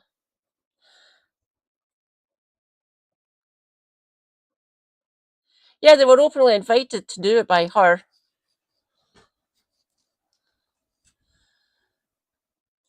I discovered that I was not able only to read the poetry of Burns, but study Scottish literature and Scots language going back 1,000 years. That it wasn't just Burns and it wasn't just songs. It was a great literary tradition, with arguably producing the greatest literature in Europe in the period from about 1450 to 1550. So when I realised that my working class I promised Super Hubby to move around, and yeah, my knees were starting to get a bit stiff. So sitting in my chair, don't get me wrong, I can sit back, get support, stretch out my legs. Anyone in the Twitch chat, feel free to use the redeems if you've got the points for it, of course. But yeah, and moving around helps loosen up the joints. Like the sun is the sun is good for me as well. It's really good for movement. It helps me with my joints, but I burn like a bastard. Look at the paleness. I have to use factor 50. I have to reapply it every 15 or half an hour. people in Ayrshire spoke a language with such a pedigree, it gave me a zeal, a crusading zeal, if you like, to tell other people who had not gone to university what they'd missed out on. Mm-hmm. So in my work for the BBC as a producer, that's what I determined to do, to tell Scots who hadn't been educated as Scots and... Yeah, I got taught Scots as well. Sorry, Billy. Are you a teacher, Rosie? But the markets. Yeah, fuck the markets. No. Privatising water was fucking evil. Evil.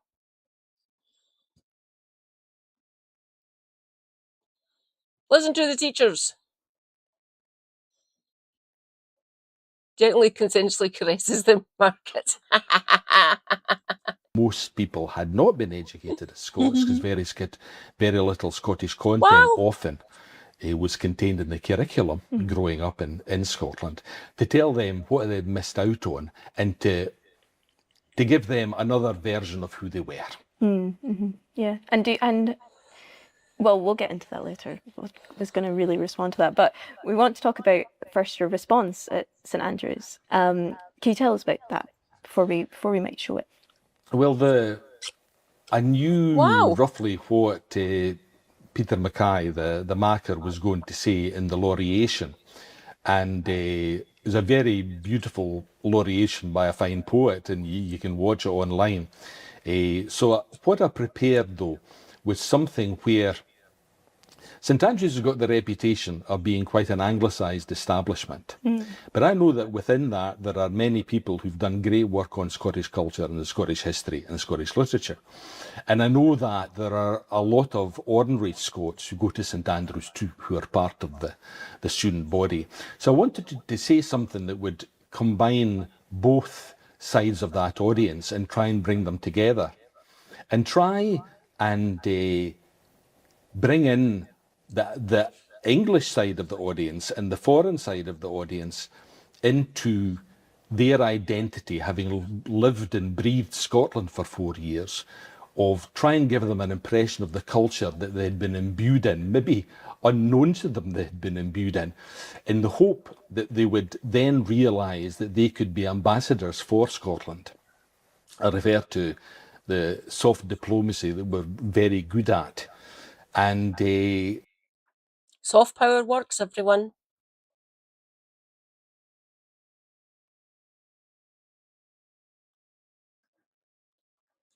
That's why I think it went down very well in the hall. People appreciated that I was trying to include them. And I begin by saying that that's always been part of the Scottish experience. There's never has really been an ethnic identity in Scotland. It's always been a very civic identity. And at the very... Rejoice, comrades, Dan Abu Laith. in the chat.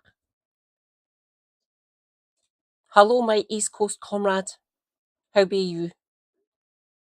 We could maybe meet up. Feel free to come across the M8 to Glasgow. We can meet up if you like. Like, I can get into the city centre pretty easily. Bus pass. Awesome. Very beginning, a quote from the proclamations by David I back in the 12th century to the citizens of the new boroughs that he founded, and where he addressed Scotis et Anglis, Frankis et Flemingis to the Scots, English, French and Flemish who inhabited the community of the realm that he presided over. So it was to try and bring people together and realise that they could have a common purpose, and the common purpose was to spread the good news about Scotland, Nice one, because Rosie. I there's a didn't know lot that. of good news about Scotland to spread. Well, I think we can show you a quick clip from that right now. No problem. Keep me posted, Dan. Tapalat for these kind words, Peter, and thank you, Chancellor, for conferring this honour upon me. Ladies and gentlemen, fellow graduates, it's a privilege to share this wonderful day with you. I'd like to continue the classical theme by recalling that when ancient boroughs like St Andrews were founded in the reign of David I in the 12th century, he addressed the inhabitants as Scotis et Anglis, Frankis et Flemingis, the Scots, English, French and Flemish, who inhabited what we proudly called the community of the realm. Scotland, then, was a multinational, multicultural and multilingual country from its very beginnings. And I'm pleased to say that this continues today, where diversity is cherished. A civic rather than an ethnic national identity prevails, and all you need to do to belong is to want to belong, to respect the culture and to return the love that we bestow upon it. And this is now your role, to show how much you cherish your time here and to become ambassadors for Scotland in the world wherever you go. To engage with us in the soft diplomacy that we're very good at, from the brilliance of our scientific inventions to the gallus charm of the Tartan Army. And I was a foot soldier in Boston, ladies and gentlemen. Rejoice, one of the comrades that drank Boston dry. That one made me giggle uncontrollably for about 5 minutes. I just thought, yep, that's us.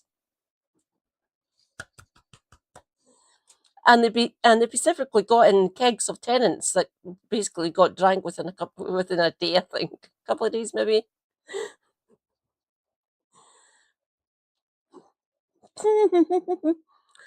I brought in blah amount of kegs specifically for the Scottish fans, knowing that they'd be based here, said one of the bar owners.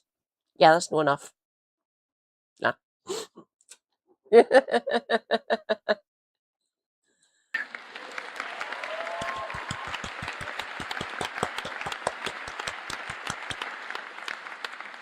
Scotland forever.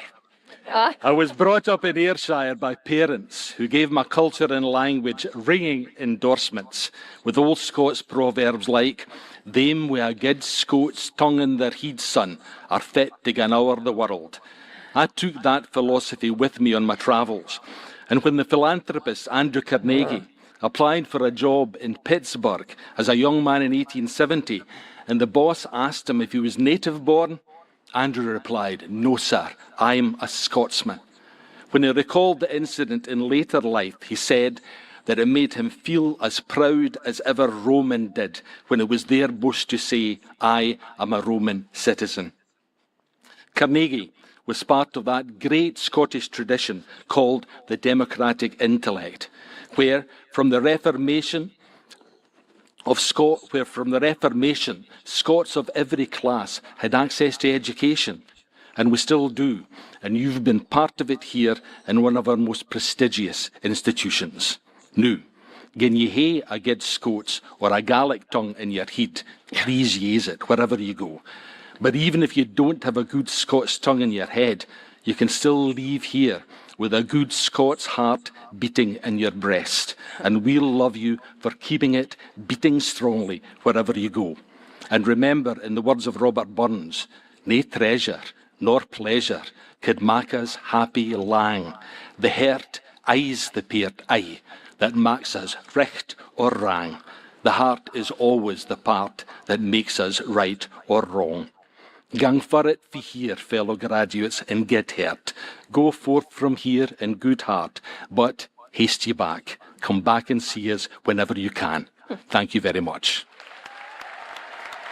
And so, I like the way that you done the translation. I didn't need the translation. I know what you were saying. We will be a fucking amazing republic. We will be. I know that. I know this in my heart, and I know this in my head. We will be an absolutely fucking amazing republic. I know this.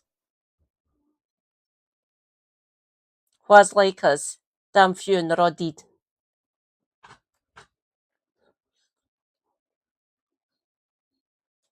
before we showed that, you said you wanted it to show folk that they can have a common purpose. It certainly seemed from the hall that success.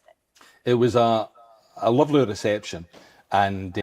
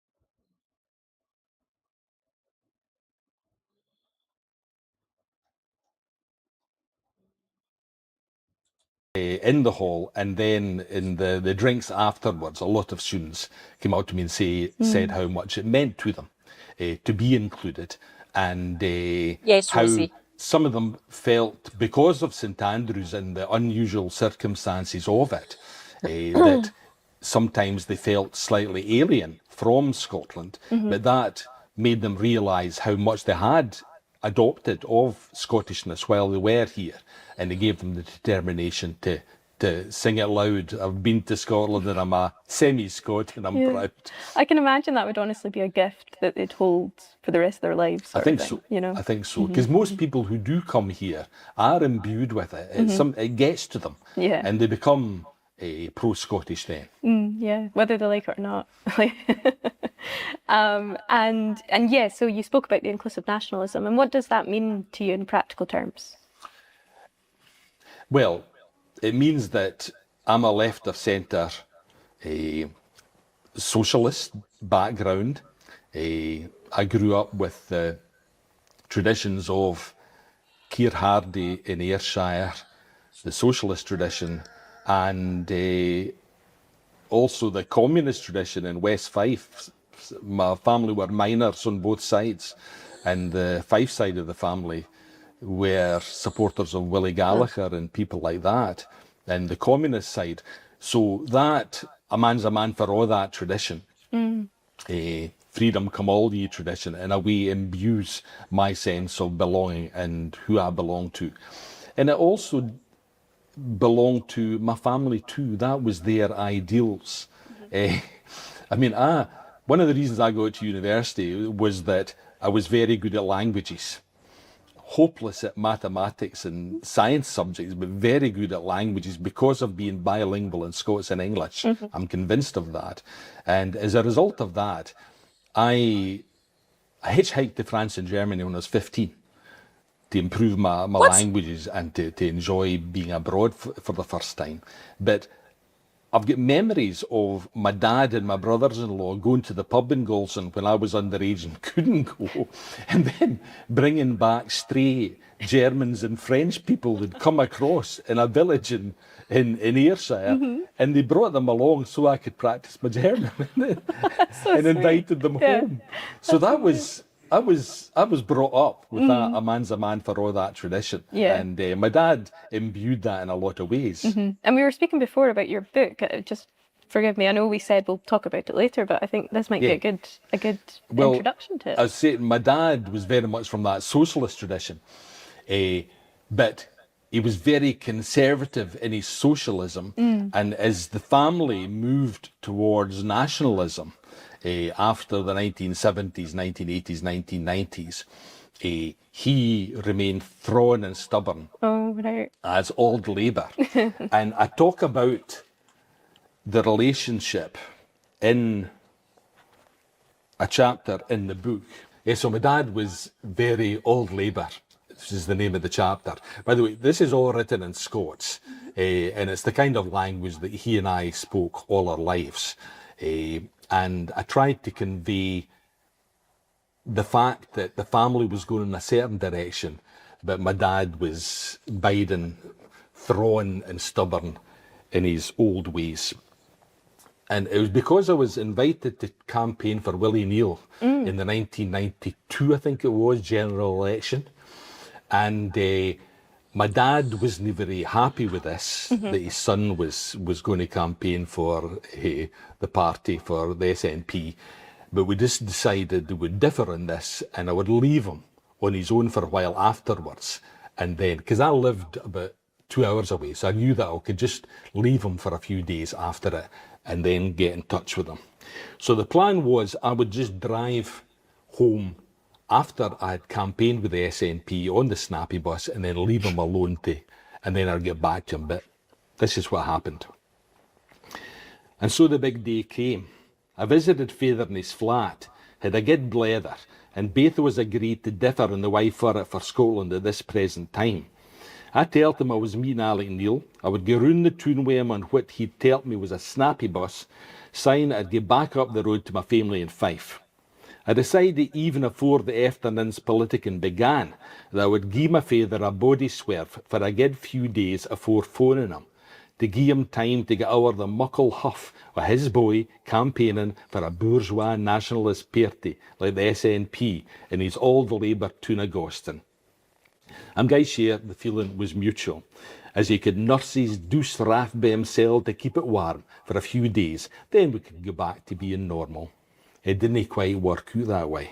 The best laid plans of mice and men gang after gley. The bricht yellow and black bedecked Snappy bus criss-crossed Goston, taking the nationalist message into ilka nuke and toty cranny of the old biggins and the new schemes, for the rocher rundown hooses in the county scheme to the mere middle-class new biggins in private developments up by the cemetery. Alec Neil and I took chances each with the megaphone, and in the great tradition of Ayrshire pit-head ranters, tell the folk not to be blade about ditching the sleekit Labour party, for their days were past, and in the past they mun remain. It was all going great. And then, quite to my ain astonished dumbfounderment, did the Snappy bus no come to a stop at the fit of the man's bray, richt a blow my father's living room window itself. I kenned immediately that he would think it was deliberate provocation on my part, and kent as well he was overthrown to accept any other explanation, no matter how untrue it was. So I just had to go for it. I kenned I wouldn't convert all Sani, but there might be others in the flats more open to the message, so I gied it laldy with the thrapple going full throttle with the SNP propaganda. Meanwhile, up in the third flare, old Sani appears at the window, making coarse gestures with his fingers, fists and arms that all express graphically his extreme displeasure at his boy going over to the dork side and disrupted his studies of the cuddies for his visit to the bookies later in the afternoon. He was giving me the fingers, the clenched fist, and the horn at his elbow. Giruy, get it wrecked up, you son, was the gist of the sentiment being expressed. Now, if ever a minute in time depicted late 20th century Scottish society, this was it. A loving father and son that agreed on just about ilka aspect of life's priorities, disagreeing vociferously and vehemently on this guy important aspect. Looking back after, we could both see the humour of it, but knowing the day itself, or an only day for a good 2 or 3 weeks afterwards. Of course, history since saying has proved that the boy was right and all Sani was wrong. Historic note. Alec Neil wasn't elected that year, so we weren't free by 93, as one of the more wildly optimistic slogans gave at the time. The Saints stayed old Labour until finally the SNP won it for them in 2015. My father was lying going then. So that's it. Oh, thank you so much for sharing. Well, I mean, they held on for quite a while, Labour, so, you know, he wasn't that. Imagine saying to your son that you've moved over to the dark side campaigning with the SNP. The Labour were starting to change then, by the way. Don't get me wrong, I like John Smith. I thought he would have done brilliantly. But he got taken from us far too soon. Like the first time that I voted in 97, I voted Labour. Because I believe fucking Tony Blair's lies. I've changed that. It was the first and last time I ever voted Labour. Since then, I've either been SNP or Green. Can't I believe that, saying that your son's moved over to the dark side. What the fuck, dude? Imagine that, having a strammy with your father over this. Yeah, and Billy did get proved right, by the way. Proudly a Greenie, same here, Dan. I am so glad I'm in the Scottish Green Party. So fucking happy. I have found my political home. Woohoo! Wrong. And interestingly, how history informs politics. When Alec Neil approached me, he asked me if I'd go because I was from Galston, Goston. And he said the rest of the constituents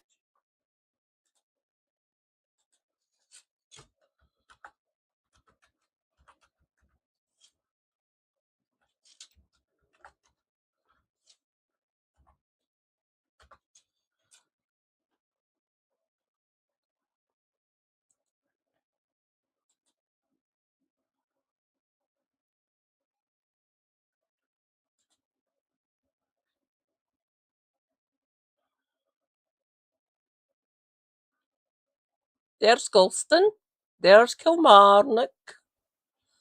There's Mauchline. There's Tarbolton. There's Anbank. There's Ochiltree. There's Auchinleck. There's Cumnock. I'm not saying why I'm marking out Cumnock. I will say to someone later on. Thing is, we're no longer a two-party democracy where you live is going to affect who has the best chance of winning in your area. Yeah, it's a straight-up fight between SNP and Labour where I am.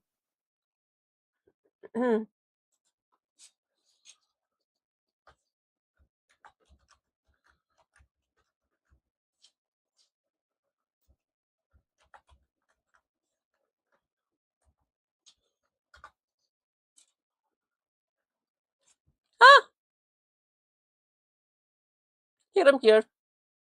Stop Hill. I go to it a lot. There we go. Stop Hill. Springburn. Springburn Park. Kenniston. Celtic Park. Praise be Paradise. I get a bus straight down to it. So here I'm here in this area. Ignore that house. Oh, fuck me sideways. Fuck it. Right, do you see the silver bin? Do you see the little strip of grass in those two windows? Hi.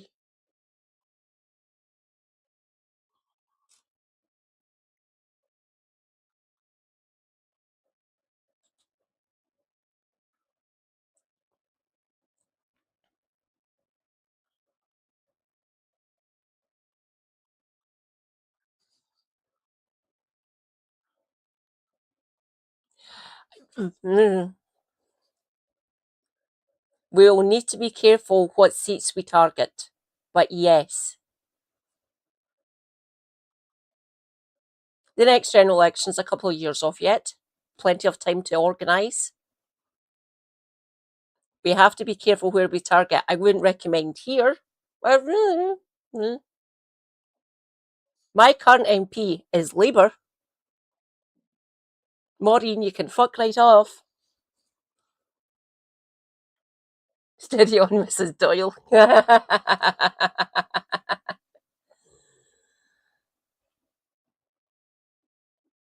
Oh my god. Oh, it's 14 degrees apparently. Okay.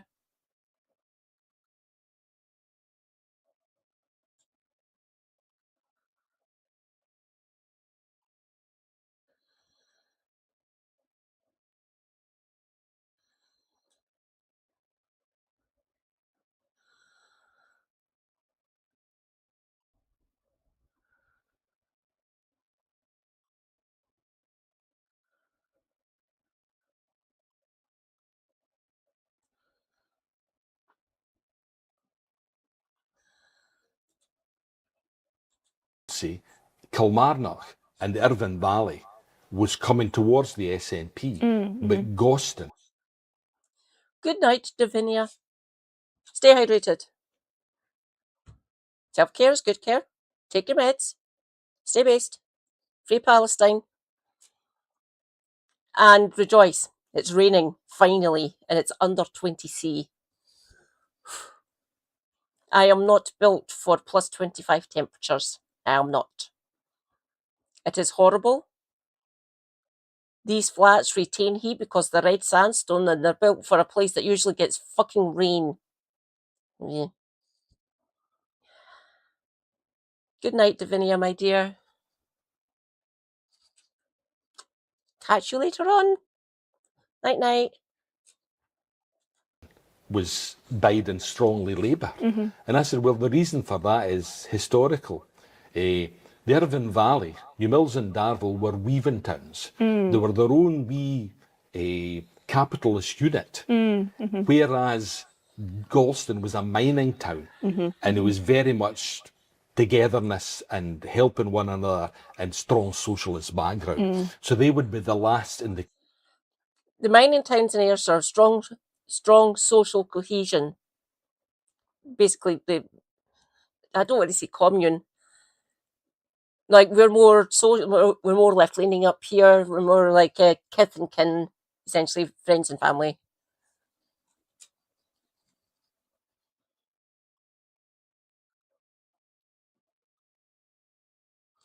Thank you, Elron. Stay hydrated.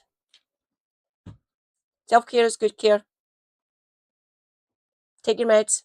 Stay based. Free Palestine. And keep me posted on the ongoing battle with Dame Angela Eagle.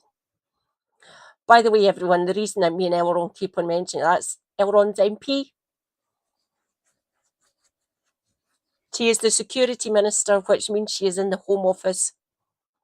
So she's one of Shabana Mahmood's underlings. Fun.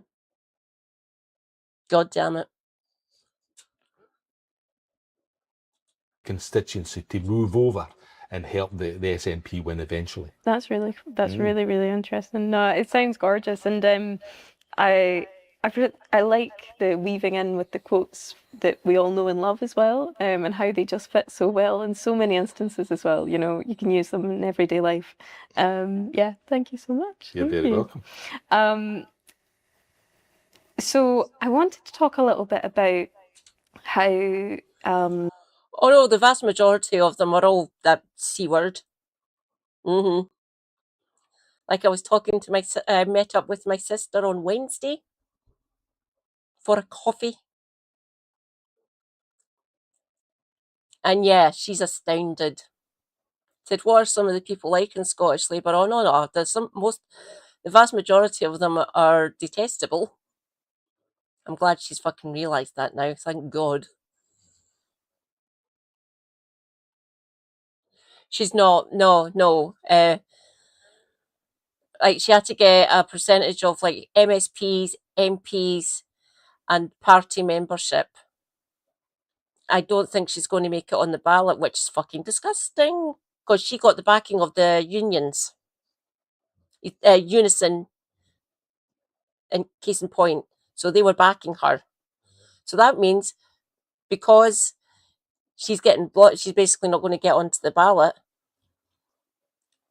there's every possibility that Scottish Labour will lose the backing of the unions. I will keep on screaming this into the void until a major fucking union does this. Disaffiliate, for fuck's sake. Labour are bastards now.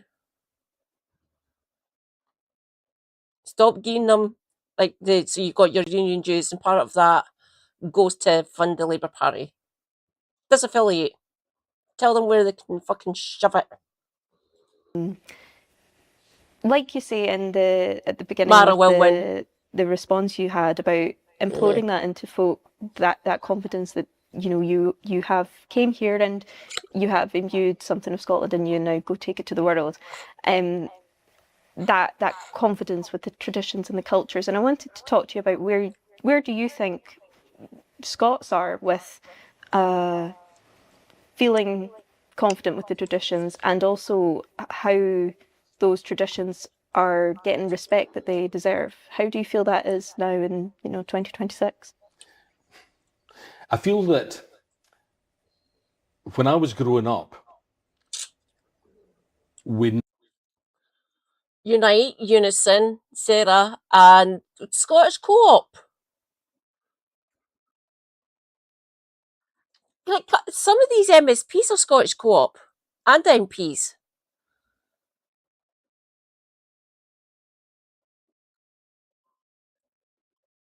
Please, Unite, Unison, and Co-op. Disaffiliate. Labour don't give a fuck about your union members. They don't. naturally imbued Scottish culture and language. We're Scots speakers in communities like mine. Strong Scots speaking background that literally went back to Burns's time. My mother would say something like, it happened no say lang syne.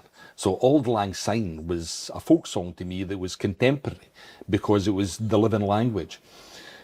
So we had a lot of, well, literally took in Scots language and that identity were mother's milk.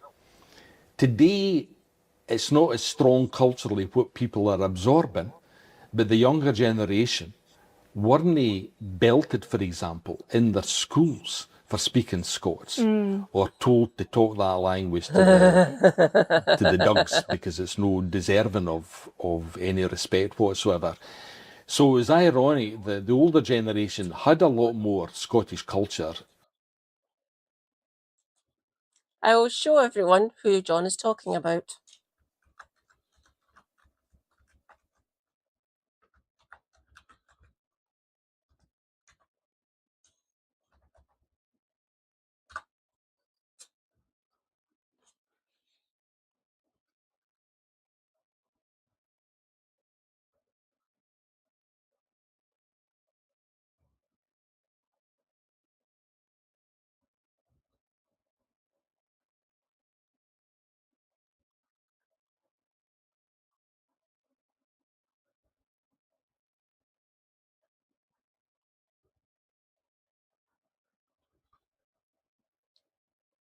Fucking it. He looks younger than me. Fuck it, let's go onto Facebook.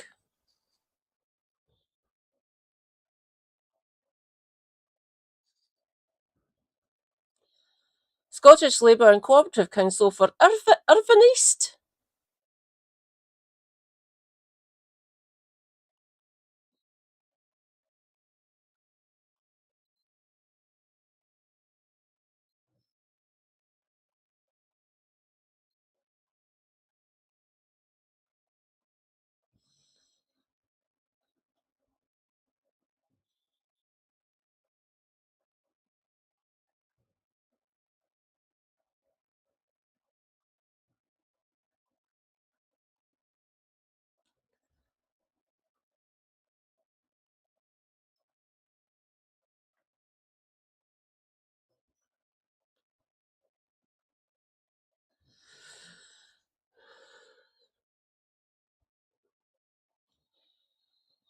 I was trying to figure out. I thought he was environmental. Thank you very much, Dan.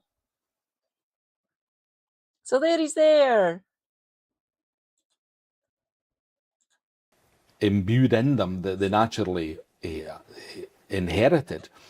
The younger one don't have as much, but they're at more ease with it. Therefore, if the desire to expand it and to absorb more of it is there, if the political will is there, for example, to revive Scots in education, it would be pushing an open door, because younger people are now more confident in their Scottish identity than the oldest generation was.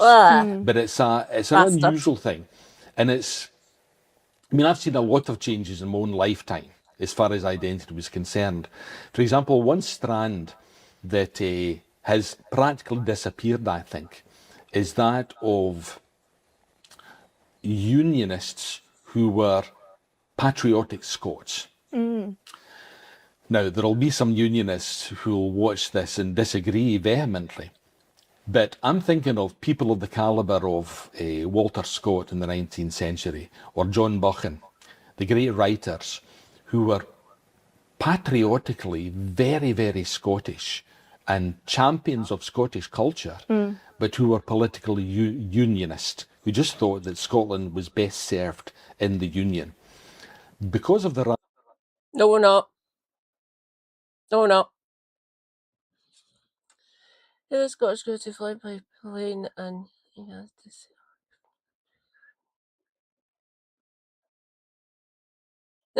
fucking hell. Fucking rise of modern national... Yeah, he does sound like a snake, John. Thank you very much. Feel free to keep me posted. You can post stuff in the Discord if you like. Is he unlikable? And using his cousins as fucking Facebook fodder like that. Ugh.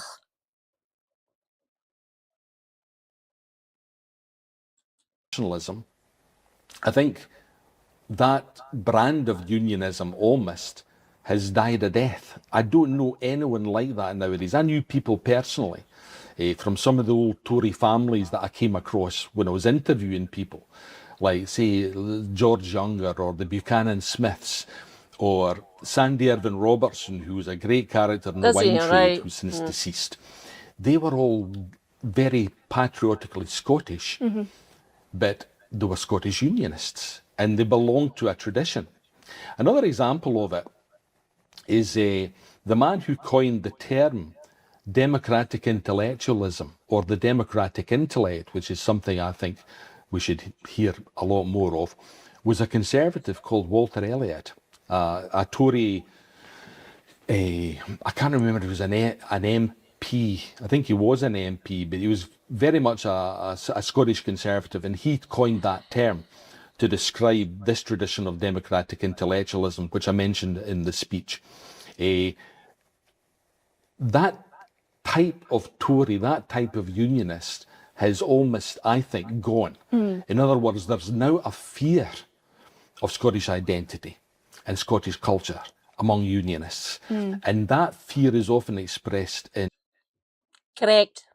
Well said, Billy. Go away, you're annoying the fuck out of me. Fucking hell. Muscular unionism, whatever the fuck that is. Trying to ridicule it, because they don't feel it, and they feel threatened by it, because it's coming yet for all that, there's nothing they can do about it. They feel threatened by it. Whereas, as I say, the old-fashioned Tory unionists could be very, very pro-Scots, for example, and pro-Scottish culture, but remain politically unionist. That's a really, really good point you make. And when you mentioned Walter Scott there, thinking back, I remember first reading when I first read some of his pieces, and then learning that he was a unionist, and I thought it didn't add up to me, because it was his narrative didn't fit that to me, because, like you say, we don't see it now. But Scott I mean, there's an incident which is described in the book The Democratic Intellect by George Davy, the philosopher, who wrote this definitive book, which I think is one of the most important books of the 20th century. He describes an incident where Walter Scott is going down the Mound with, I think it's Francis Jeffrey and a few other colleagues. And they're discussing the fact that there were 3 government commissions in the 19th century set up to try and bring the Scottish universities into line with English universities because they feared this democratic intellectualism.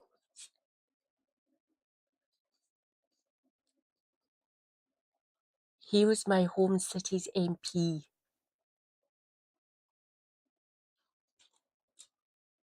That was my MP. Ugh. So Nicholas Fairbairn was a Tory, by the way, everyone. And he was MP for Perth. He always dressed fucking stupidly. I'll show you him. Thank God Rosanna Cunningham replaced him.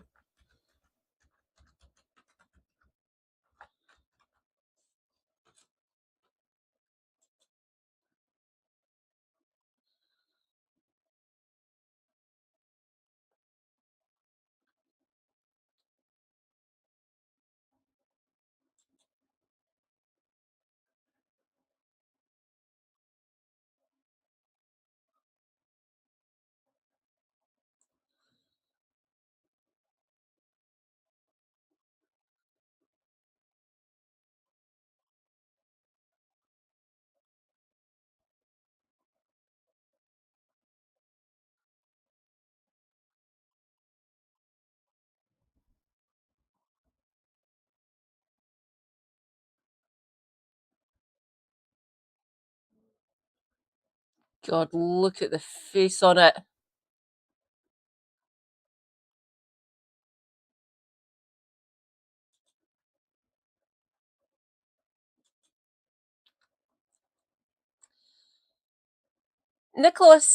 Sir Nicholas Hardwicke Fairbairn, Scottish politician and advocate. He was a Conservative Member of Parliament for Kinross in Western Perthshire from October 74 to 1983. The election she shouldn't have won. And then for Perth and Kinross until his death in 1995. He was Solicitor General for Scotland from 79 to 82.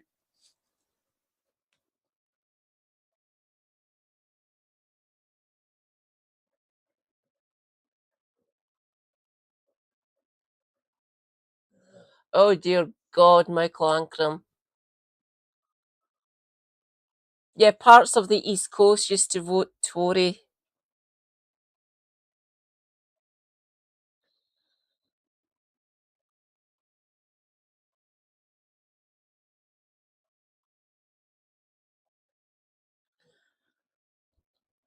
Nicholas Fairbairn was born in Edinburgh for fucking Christmas Eve in 33, the third child and second son of Mary Ann Moore Gordon and Ronald Fairbairn. According to Fairbairn's autobiography, A Life is Too Short, 1987, his father adopted the maternal role after his mother rejected him at birth. Fairbairn described their relationship from when he could converse with his father for the next 20 years until old age affected his father, like that of his twins, with his father treating him his equal and confidant. For Christ's sake.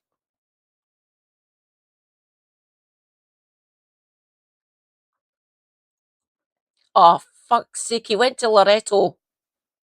That's a fee-paying private school, by the way, here in Scotland. Founded in 1827, a private boarding and day school for boys and girls aged 3 to 18, the campus occupies 85 acres in Musselburgh. Yeah, that is kind of near you, Dan. Yeah, it's basically the Scottish version of like him Eton or something. Dulwich, blah blah blah blah blah.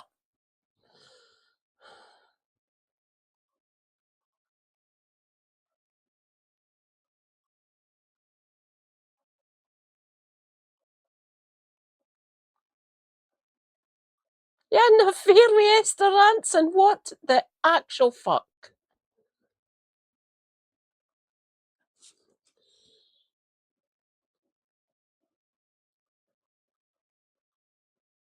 Oh no, don't you dare apologise, Dan.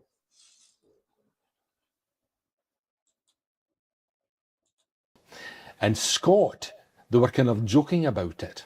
And Scott burst out crying on the mound, saying, basically, you lot will not defend Yes, Scottish he did. He went culture, to Loreto and as eventually well. there'll be nothing left to defend because of your attitude. Wow. Whereas he was so patriotically a Scot that he couldn't stand to see the erosion of his culture as he saw it at that time. So that's a good example of that different mentality. And so the phrase democratic intellectualism, what do you mean by that? What it means is it describes the Scottish tradition of education.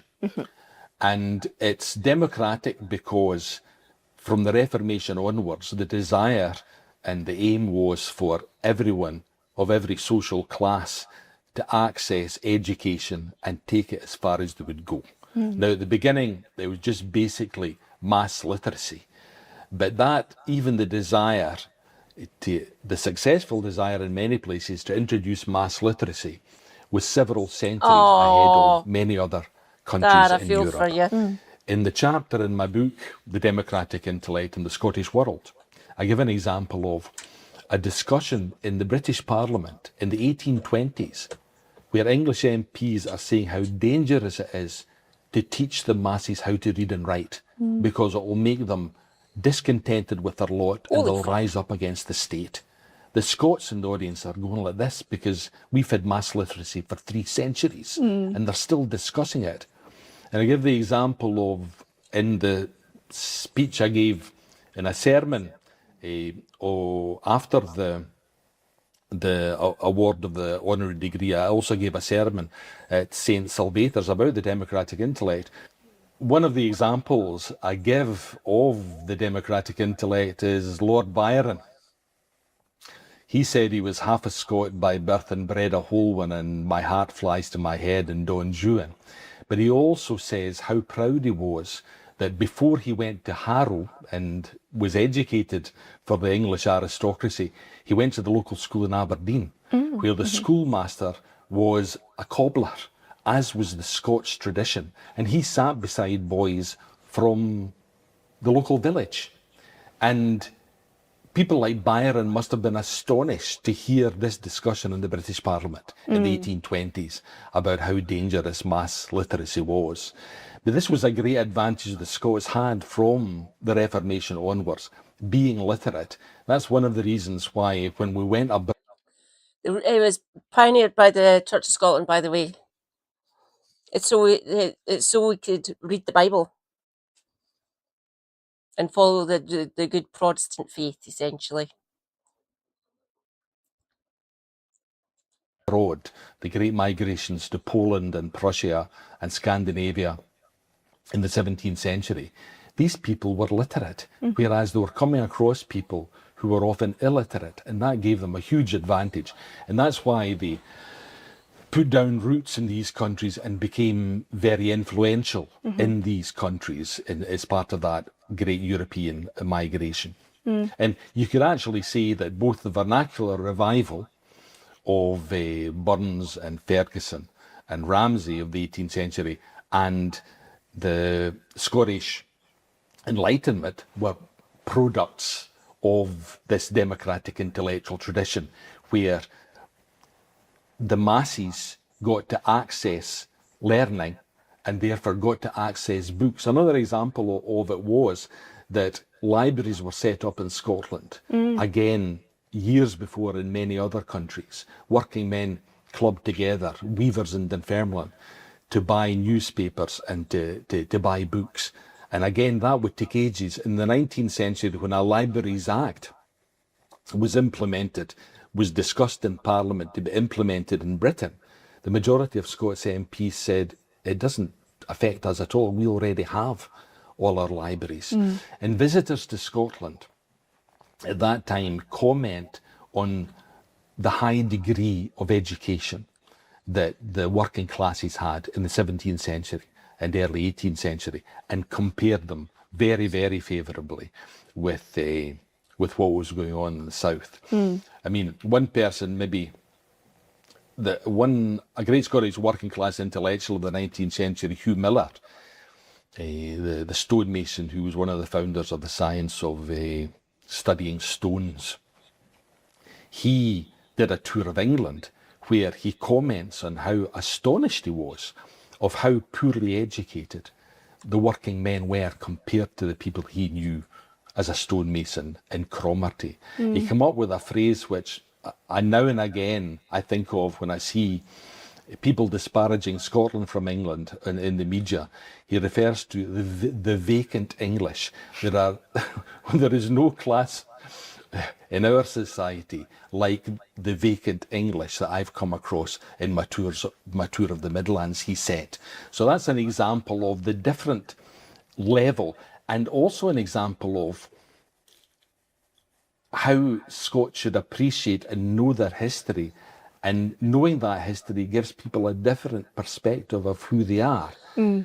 Because this idea that England was always a fount of knowledge and a fount of culture compared to Scotland is just historically totally inaccurate and has to be repeated again and again.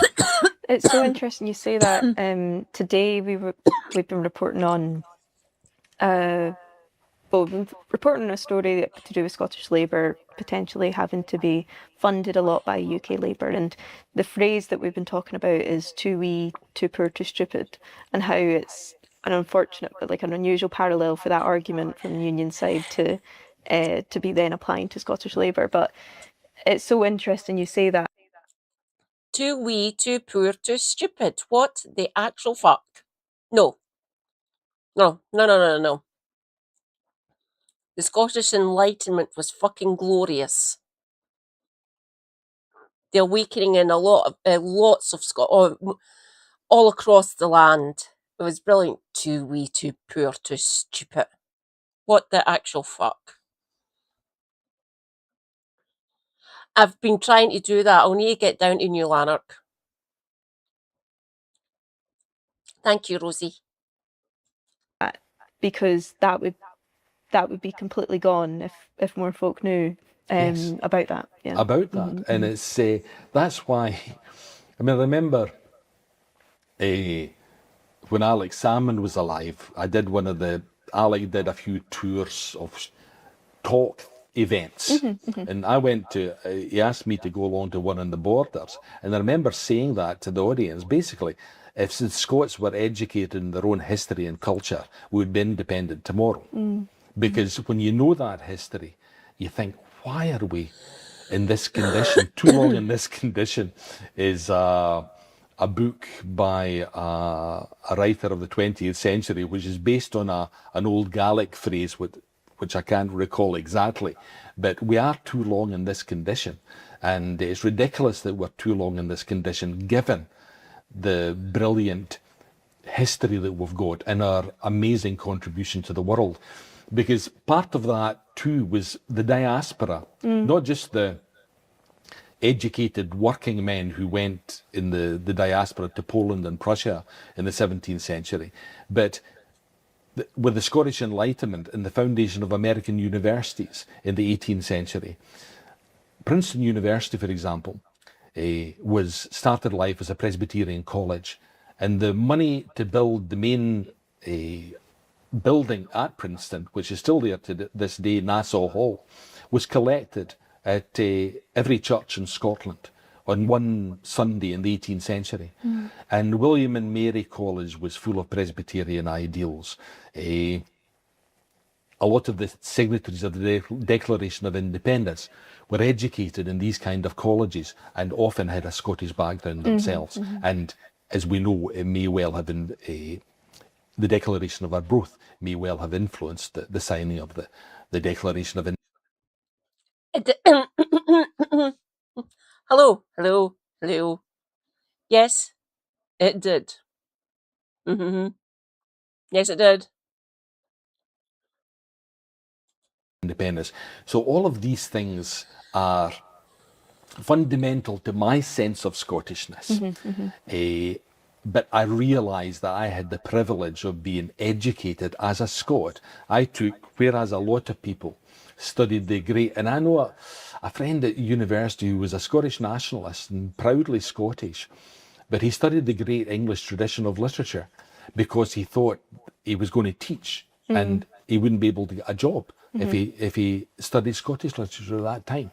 So that mentality even existed among people who were pro-independence.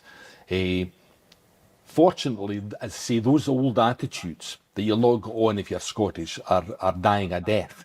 But it's time that the claith was over the parrot, basically. It's time that the whole thing disappeared from the Scottish consciousness. And going back to that democratic intellectualism, when you're saying that we are in danger of losing it, basically.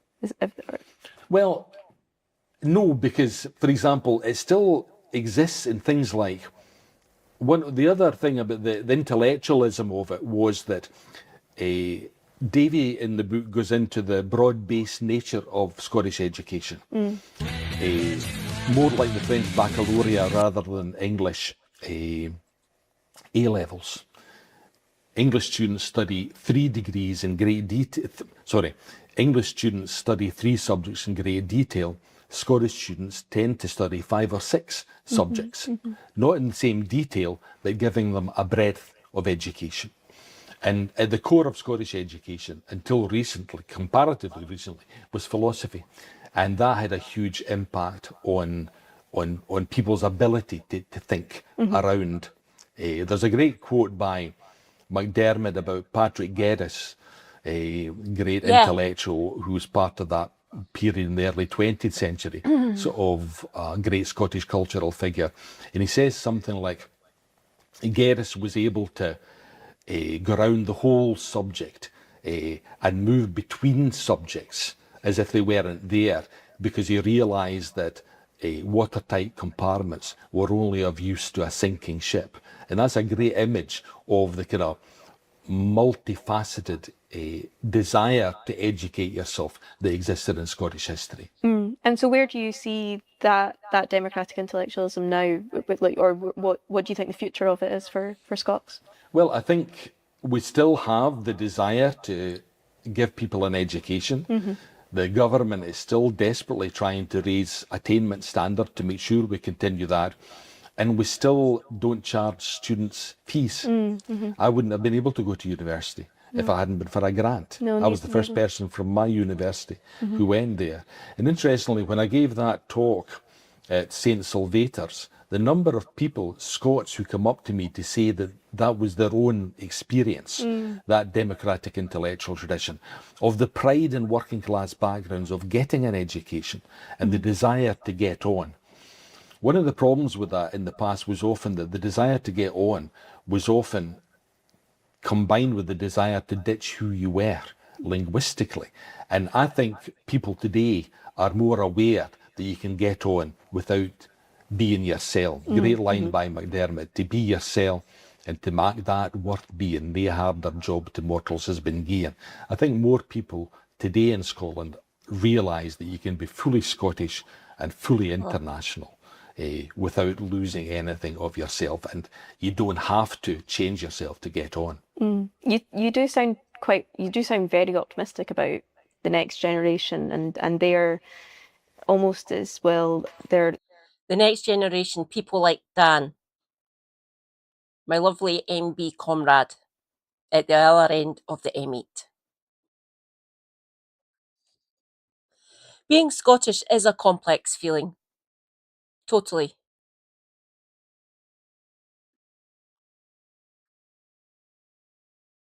Critical thinking is the key skill. Correct, Rosie. Correct. I can do that. I can think critically. Smart head on this. I'm a smart cookie. Praise be your educated Scottish lass.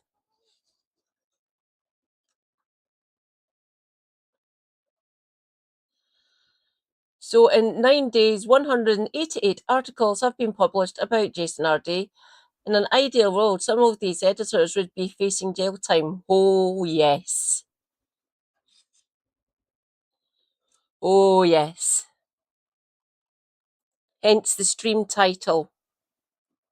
UK journalists are TOS.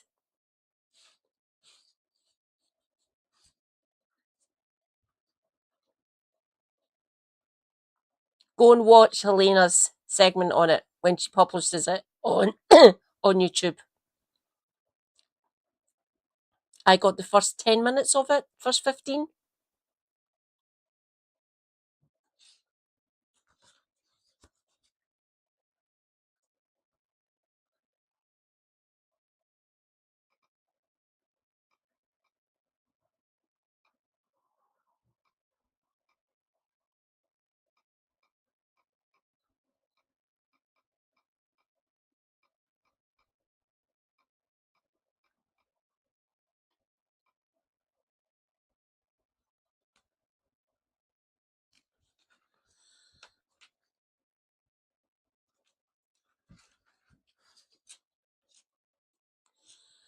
I don't know how to do shout outs on YouTube. Helena is currently only streaming on YouTube at the minute until she changes over to Ubuntu. Then we should get her Twitch stream back and that glorious soundboard. Watch the space. Their thirst for it all. Their thirst and their desire to be Scottish, and just the basic feeling I've always had since I first learned and read about the Scottish resistance to the Union in books like the Scottish Insurrection of 1820. Go and follow our Brummy comrade as well. He is still on Twitch. He had Dr. Christy Winters on tonight. Awesome. Praise be Dr. Christy. Which I picked up in the library in Kilmarnock when I was out for lunch from Kilmarnock Academy. That it has to come. It's so stupid for it not to come that it has to come, and it will come. So I'm always optimistic just because of the great tradition that we belong to and the great history and literature and culture that we've got, that has to receive its natural expression as an independent country in Europe.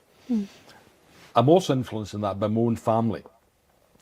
I'm married to a Portuguese, so my children, because of the Portuguese citizenship they can have, they also want to be Scottish citizens. But because of that connection, they're able to work across Europe, whereas children they went to school with at Madras College and St Andrews don't have that right now anymore. And the only way we're going to restore that right of us belonging as an ancient European nation in the great European tradition, the only way we can do that is to be independent. And I think that is a major shift among a lot of people who were previously unionist, is they would now vote for independence if they had the opportunity. No, absolutely. And so you've got Born and Kyle, and what's next for you? What projects or anything you want to share? Well, I'm doing a lot of work promoting the books and giving talks. I've got a talk in St Andrews. An excellent exhibition which I can tell people about is Hamewith, which is Scots for Hameward, a great collection of poetry from the northeast called Hamewith. It's an exhibition on Scots in the museum in St Andrews, in the Heritage Museum, and they've organised a number of talks surrounding it. The exhibition's on until January, so plenty of time to see it. So I'm doing the launch of their season of talks on the 18th of this month. Then next month, a thing I was involved in back in my early days in the BBC, Ferguson's Auld Reekie. Ferguson, the great 18th century Scottish poet, I did a programme about using his poetry and the music of 18th century Edinburgh to create a vivid impression of life during that period of the Enlightenment and the vernacular revival, and called it Ferguson's Auld Reekie. one of his poems is called Aldreichy. So I'm reviving That's the nickname for Edinburgh, by the way, Aldreichy. that with some great traditional musicians in September at Portobello Town Hall. And I'm also doing another gig with Robin Stapleton, the great traditional singer, on Born and Kyle in Inverness at the Book Festival in Inverness in October. So I'm doing a lot of events like that, and I love working with traditional musicians because I love just being there, even for the rehearsal, is a great pleasure of mine. Yeah, being able yeah. to be close to the music. Robin Stapleton's version of A-Phone Kiss is my favourite. She does it incredibly well. Her Burn song. Yes. Well, there's a number of stories in the book where I talk about the Burns tradition and describe my father and his brothers all singing Burns' songs at New Year and things like that. And one of the songs they sung was "Oh, the Earth's the Wind Can Blow, I Dearly Like the West." And it was sung like an Ayrshire anthem. So I use stories and that story in the book and describe that atmosphere. And then Robin comes in and sings "Oh, the Earth's the Wind Can Blow." Gorgeous. And it's gorgeous. It's absolutely beautiful. Do you have a favourite Burns song? Can you pick one? Or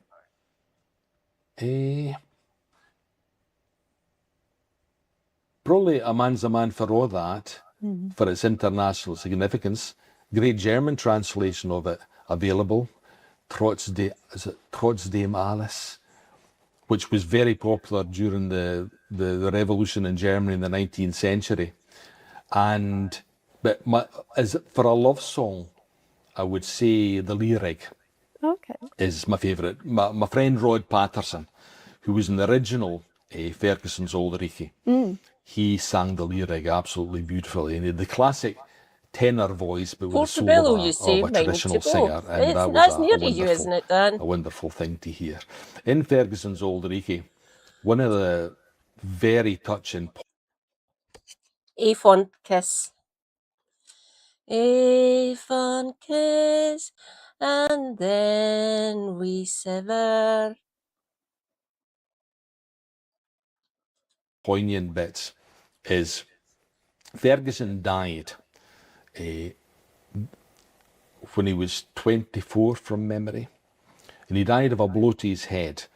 But the blow to his head made him literally delirious, and he was taken and spent the last few weeks of his life in the Edinburgh Bedlam.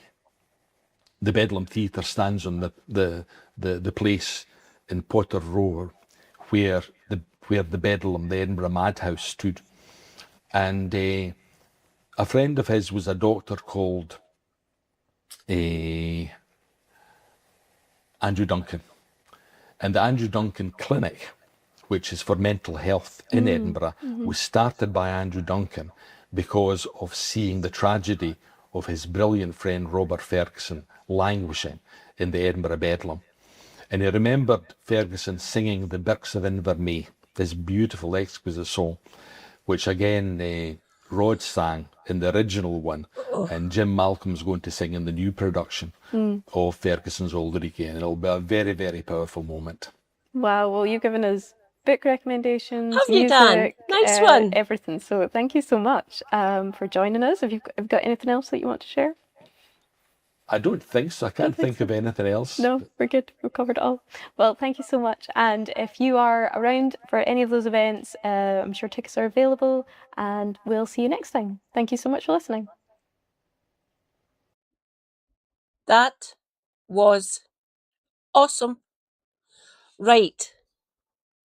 Your lass has been going for 3 hours. I'm starting to actually feel dizzy. My joints aren't too bad. My right hip's feeling odd. Not painful or anything. It's just feeling really weird. No idea what that means. What's happening there?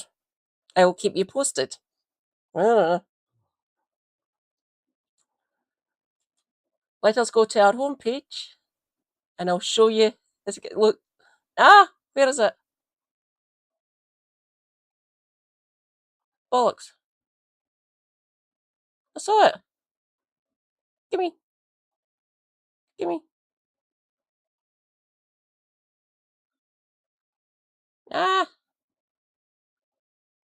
Ah, there we go.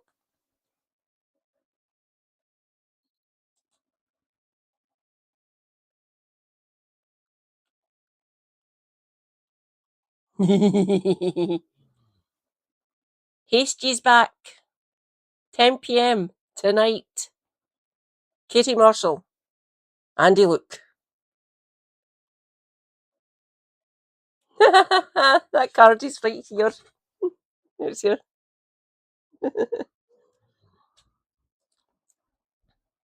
I will make myself look really nice for it. I'll even put my face on.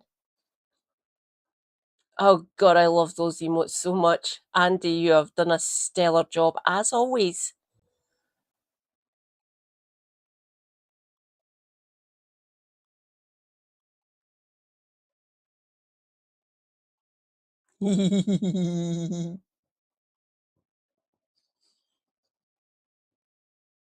You're having time. Oh, Dan. I feel for you. I know what you're going through there. Sorry, comrade. Yeah. We can suffer together. Solidarity for us cripples. We'll get through, don't you worry. Plus, if you need any advice, you know where to find me, Dan, as always. Okay, let us raid out to another great comrade, Redrust 308, who's playing bass and taking requests. Red is fucking awesome. They also play Oxygen Not Included, a favourite of mine. So let's go and say hi to Red, shall we?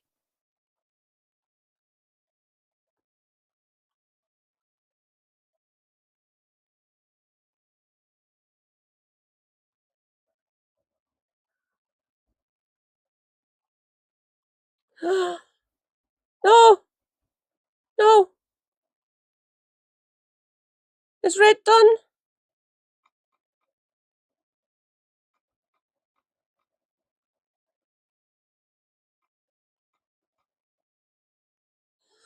Oh, he's finished.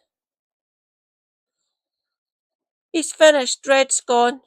No Red. Oh, he's raided it. He's squidded here. Right, who else can we raid? Oh, Raptor's playing Warframe.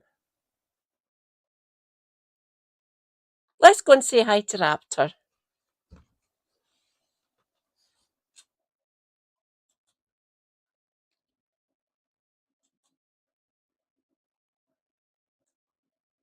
This isn't about policy disagreements. It's about competence, stability, and rule of law. God damn it, I hate this so much. I used to write like this all the time. It's not X, it's Y. I hate this. I used to love writing like this. And I know it's because other people also wrote like this. Now,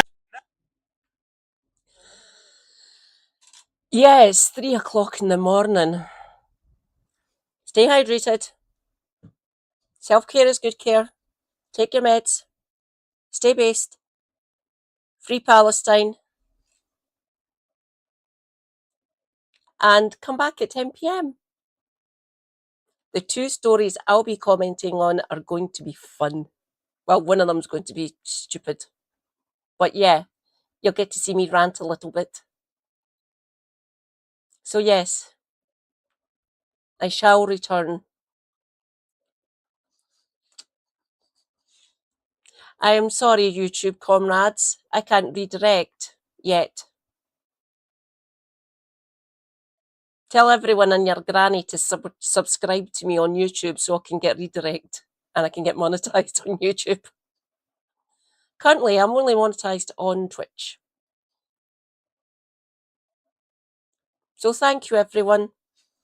I will catch you all later. use it all the time. It wasn't X, it was Y. It's written by Sim Intelligence, true, Neural Ryan. It's very frustrating It's very frustrating because it is God, Mad Cat, thank you for the raid.